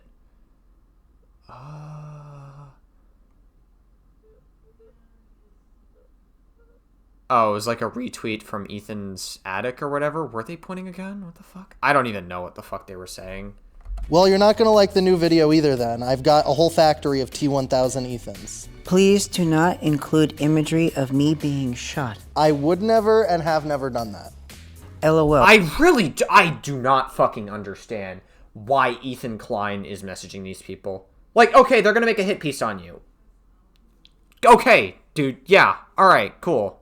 Like, just stop fucking messaging these people. Like, literally all Ethan did by messaging Alex Novell all this stuff is he just gave Alex Novell more ammunition to add to his, like, hit piece on Ethan. And Alex Novell is kind of winning on this point. I'm not even gonna lie. Like, he's kind of winning because, like, Ethan's not really doing himself any favors here. Well, the point is that you shot me. I can't tell if you're serious. I don't think he shot Ethan. I feel like he shot, like, a T-1000 liquid metal earlier, right? Let's see. Some people think that... Oh yeah, it's this part, I think, right here. That change is impossible. And maybe they're right. It's a T-1000 liquid metal with, like, Ethan. Because if I know one thing, It's that culture war. It's a reference to Terminator. I don't think Alex Novell was making a call to violence. Maybe he was. I don't fucking know. But I don't think that was, like, a call to violence or anything. It was just for the skit. It wasn't... Now, if, like, he pointed it directly at, like, Ethan himself, like, that would probably be a little more damning. But, like, he was just shooting it at the fucking liquid metal. But I guess the idea is that it's, like, a T-1000 mimicking Ethan. Technically, it's not Ethan. If you know... Listen, my fucking whole Terminator lore knowledge is really going to come in clutch on whether or not this is damning. It's so not serious. It's so stupid. It's so dumb. I've already told you I shot the T-1000 Liquid Metal Edition. That's not you. I know it looks similar considering the T-1000 can disguise itself as anything. Have you seen Terminator 2 Judgment Day? It's a great film. Yeah, that's pretty much what I said. Like, my Terminator knowledge is coming in. Bro, I swear to God, this is like, the way you're interacting is like... I really do feel like Alex Novell was a theater kid growing up. I'm curious to know if he was. I really would like to know. 2 Judgment Day, it's a great film. Also, like Dershowitz, Ethan uses accusations of anti-Semitism as a shield from criticism. I'm gonna sue you if I can. And I feel like there's a lot of ground to it. Yeah, that's gonna happen. So, fuck you. Like, literally, fuck you. How dare you? I think he's talking about Cruel World Happy Mind. And just to be clear, if Cruel World Happy Mind got sued, she absolutely deserves it. Like, her hit piece on Ethan Klein was absolutely defamatory. It was like it's insane how much she lied in that hit piece. She also cut up like 4 seconds of context in like one of the clips she used to make to be deceptive. Like, she knew what she was doing.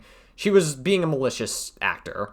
After all this time, you go regurgitate all this shit in the most hateful, anti-Semitic, obsessive fucking freak way, and then to sit here and pretend like you're unbiased, fuck you. So using anti-Semitism as, like, a protection has kind of always bothered me.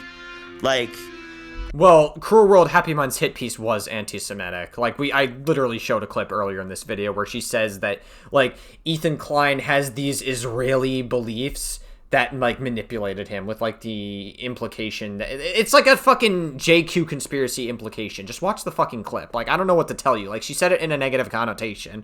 Like, that is about as anti-Semitic as you can get. Like, I don't even know what to tell you. Any, like, Jews in general who use anti-Semitism to dodge criticism is something that, like, grosses me out.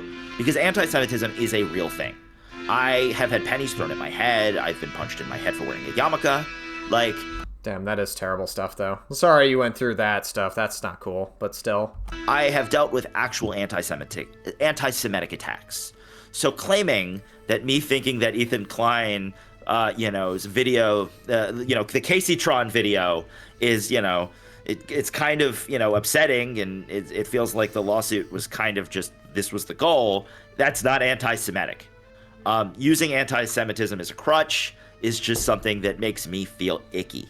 And Ethan Klein has... Well, again, Cruel World Happy Mind. And also a lot of Hassan's orbiters and, like, the whole sphere in Hassan is anti-Semitic. So, I don't know what to tell you. Like, I mean, like, it's okay to criticize Ethan Klein without being anti-Semitic. And a lot of people are anti-Semitic, like, provably. So, I don't know. I feel like this guy doesn't really understand what he's talking about. Definitely use that as a way to kind of, like...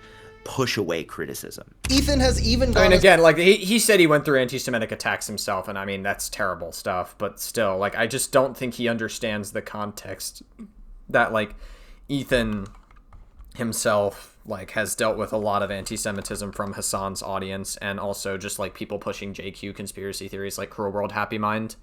As far as partnering with radical Zionist Dan Saltman on a long-term sponsorship for the H3 podcast.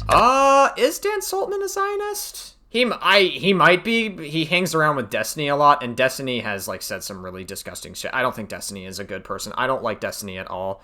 And Destiny has said a lot of really disgusting shit in the past, and I just don't think he's a good person. And Dan Saltman does hang around in his orbit a lot, so it's possible, but I don't know if he's, like, a Zionist necessarily. He might be, though. I don't know. That's where the relationship with money kind of comes in, is that Dan Saltman... Ooh, Jews love money.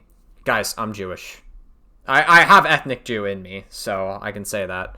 For this. I don't really talk about it a lot, but yeah, I am ethnically Jewish on my dad's side. So that's we're not really religious though. We don't like celebrate Hanukkah or anything like that. I just have like ethnic Jew in me. So sort of stuff, and allows him also to, again, be kind of introduced to H3's community as part of the brand.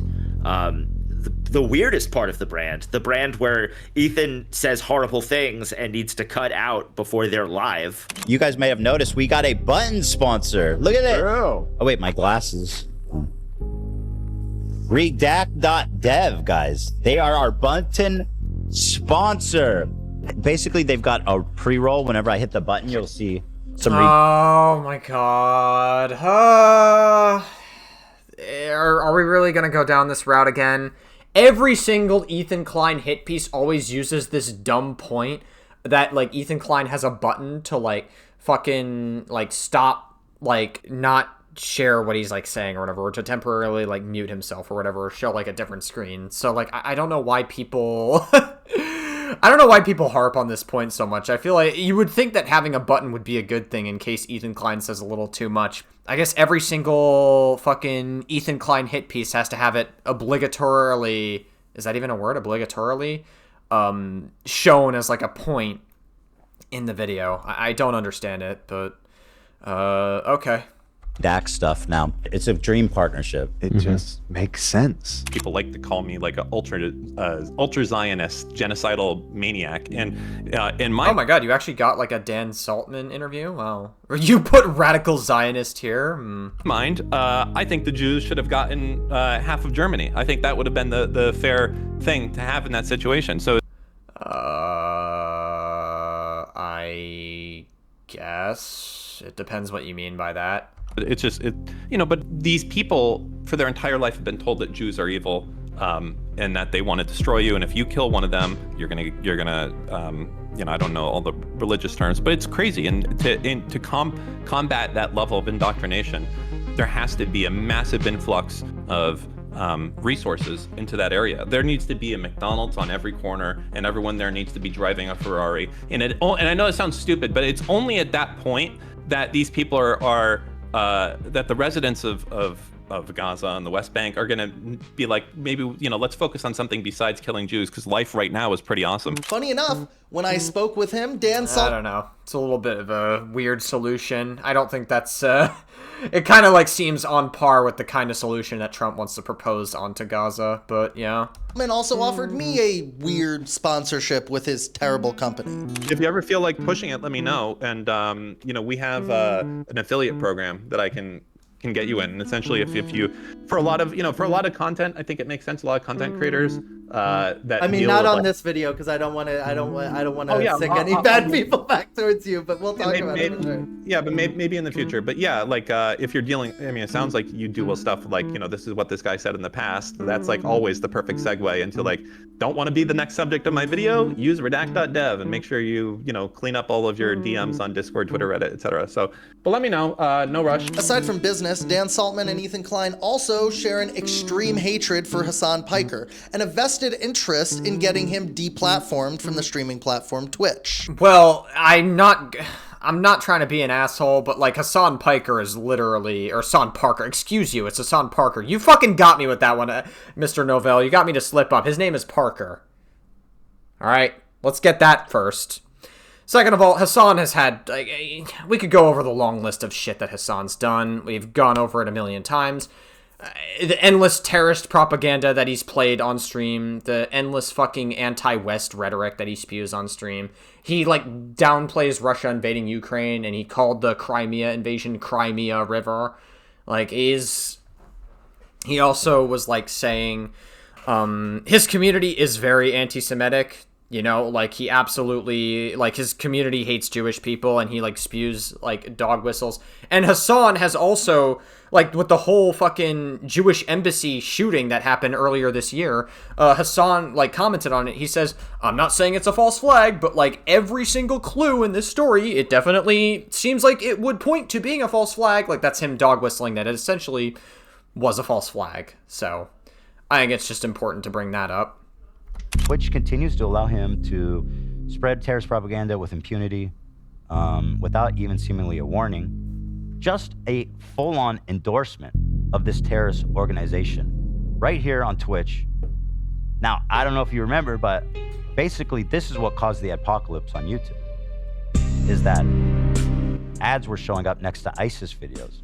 Ethan Klein's obsession with Hassan Piker was the first thing that started his decline in views and subscribers. His casual viewers lost. I guess. Maybe it's because he kept talking about it so much, but like you have to remember that like Ethan Klein also lost a lot of viewers before he made the content nuke, or before he like published the content nuke. It was the Stuff with the Leftovers podcast, like after October 7th, and after Hassan wouldn't control his like rabid chat going after Ethan Klein. Lost interest and moved on to other things, while his core audience became more loyal and radicalized. Our audience was extremely supportive. It was definitely Hassan's audience that's like very radicalized, way more than Ethan's audience. And kind. Yeah. And again, so grateful, despite everything we've been through, to still have like a significant core audience that supports us, that knows who we are, right? That's the only reason we've been able to continue pushing, right? Mm-hmm. I mean, there'd be no point otherwise. Even after making his entire content sounds like a wholesome moment with his audience. Nuke and debating Hassan live months later, Ethan still can't let where Hassan pretty much got absolutely fucking fried in that debate, and he absolutely was like caught lying so many times in that debate. Like Hassan proves why he never debates with that one debate. So yeah, his grudge and obsession with Hassan Piker go. I promised everybody that I was going to take this to the next level once CPS showed up to my house.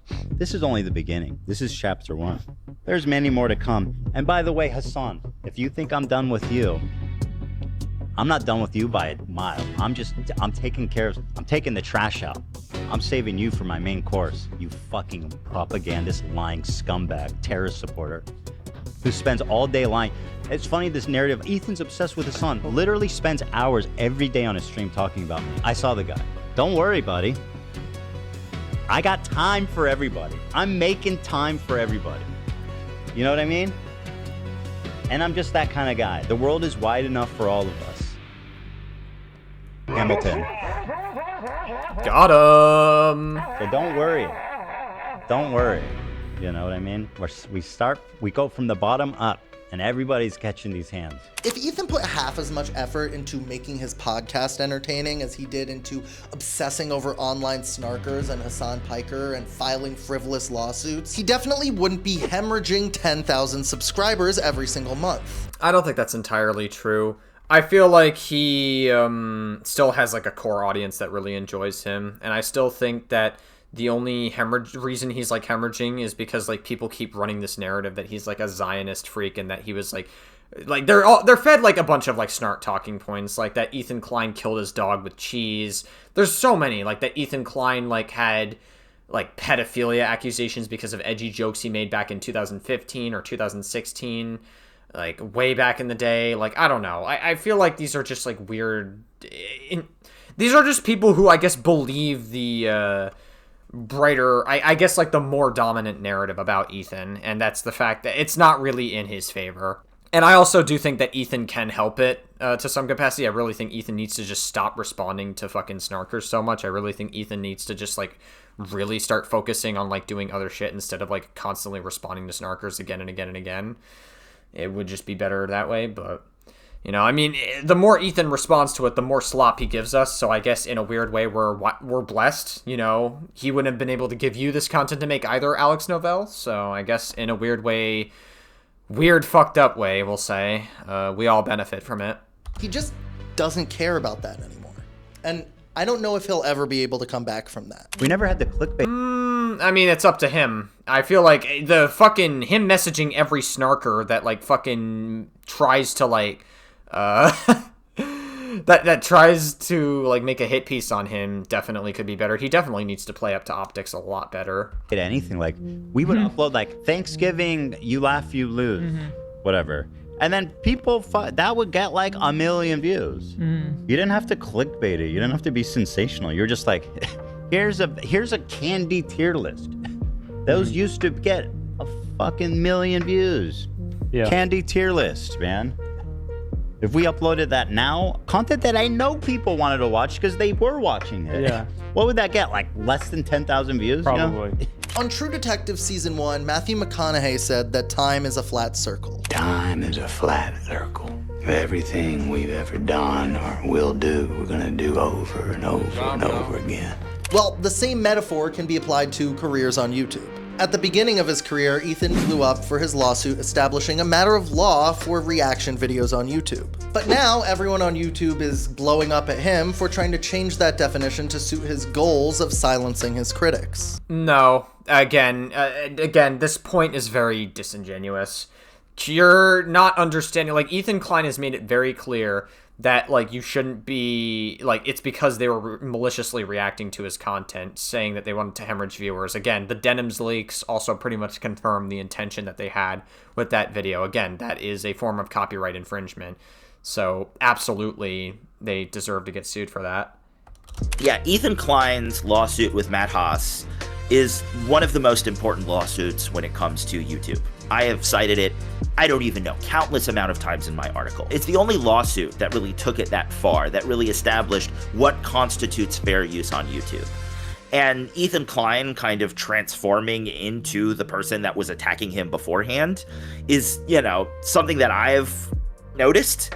You know? Not really. I mean, he doesn't really transform into the person that he, like, hates. And if anything, he's, like, evolving the lawsuit that he did with Matt Haas even further by, like, setting the standard that you shouldn't maliciously react or set a marketplace for somebody else's content, which they admitted to doing. You know, I'm gonna keep sounding like a broken record because I've stated it throughout this entire video, but that's just, like, that's the reality. You know, like, KC-Tron, Denims, and Frogan wouldn't be in that position to begin with if they weren't doing that. And they were also, like, meaningfully adding commentary. Another thing that, like, Denims does in her reaction to the content nuke is she literally gets up from her chair as, like, the video's playing, and she's not adding any meaningful commentary. That's not exactly going to look good in a court of law. So... You start out as the guy who's defending fair use, creating the FUPA fund, and, you know, trying to represent creators against bullies like that. And then you are using the legal system with your own, you know, monetary privilege.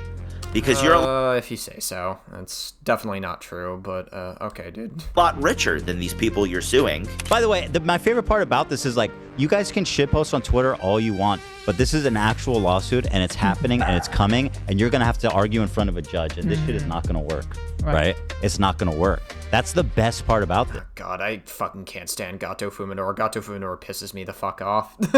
You guys are literal disinformation Twitter account. Fucking screaming into the wind. In many ways, Ethan Klein has become just like all the guys that he used to fight so hard against when he was younger and less wealthy. No, I don't think so. Matt Haas tried to silence Ethan for making a video laughing at him. Ryan. But okay, so the difference between the Matt Haas and the lawsuits that Ethan Klein is doing is the fact that Ethan Klein, his reaction was transformative, and Ethan Klein wasn't trying to hemorrhage viewers from Matt Haas. Whereas KC-Tron, Denims, and Frogan, they admitted to doing that. I feel like you're making a bit of a false equivalence here. And Kavanaugh tried to silence Ethan for defaming him. But now Ethan is the one doing the silencing. Ethan is the one reacting to the court-settled apology instead of the one making the court-settled apology. And I bet at times that feels like a victory for him and his community. But in reality, it's just not. I win. You lose. You lose everything. Look at me. This is me. I really think Ethan needs to stop being petty, though. Like, he needs to, like, really control his pettiness. Like, there's a time and a place for it. I win, you lose. And you will continue to lose, and I'll tell you why. Because I'm not done. I'll never be done. Instead, it makes him look like a bigger and bigger villain to potential subscribers. I mean, who's gonna want to subscribe as a new watcher in the middle of all this drama when a regular H3 podcast episode looks like this? You called me a racist. You said that I'm hallucinating anti-Semitism. You came out of nowhere. You came and you swung at the king. And you know what they say when you swing at the king, Dan? I'm confused. Who's the king? I am. There's a saying in capitalist America that people vote with their dollar. Well, that saying doesn't really work or apply here anymore, but here on YouTube, people have always voted with the subscribe button. It's a way of saying that they either are or are not on board with what you're doing with your channel. If that number's going up, it's probably because you're working hard to improve your content and people are subscribing to see you continue on that journey. But if the whole vibe of the channel slowly shifts to be vitriolic galvanization against women and smaller creators, you're probably going to vote to unsubscribe. There's a level of truth to that, except for the fact that Ethan doesn't go after women. He's not misogynistic. Most of his audience is women. So, I guess you could technically make an argument that him being petty and vitriolic could maybe make people lose interest, I guess. But that's not really, like, he's definitely not misogynistic. That's for damn sure. And you should, because there's a lot of great channels. I feel like anyone that legitimately thinks Ethan Klein's misogynistic is ridiculous. The only reason Taylor Lorenz says that Ethan is misogynistic is, like, anyone that, like, Taylor Lorenz calls anyone that disagrees with her misogynistic. It's a buzzword to her. It doesn't mean anything to her. Like, it's a total victim complex from Taylor Lorenz. And, like, she says, like, women can also be misogynistic as well. Women in Ethan's audience can be very misogynistic, too. Okay. Does any woman or any person that disagree with you misogynistic? Is that, like, suddenly what it is? Because that's not the whole, like, literally that's not what misogyny is, Taylor, but okay, cool. Out there that make well thought out. Which is very ironic because, like, the whole point of this video, right, is that Ethan Klein uses anti-Semitism as a shield. Okay, so I have a question to Alex Novell. Why don't you extend that same level to Taylor Lorenz, who literally does the same thing to anyone that disagrees with her? Why don't you extend that same logic to her? She uses misogyny as a shield. You know, it's a bit of a double standard that you're setting, but I guess we're not going to be calling that out. Videos and interesting podcasts that you might want to subscribe to instead. Alright, is that it? Is that the end of the video?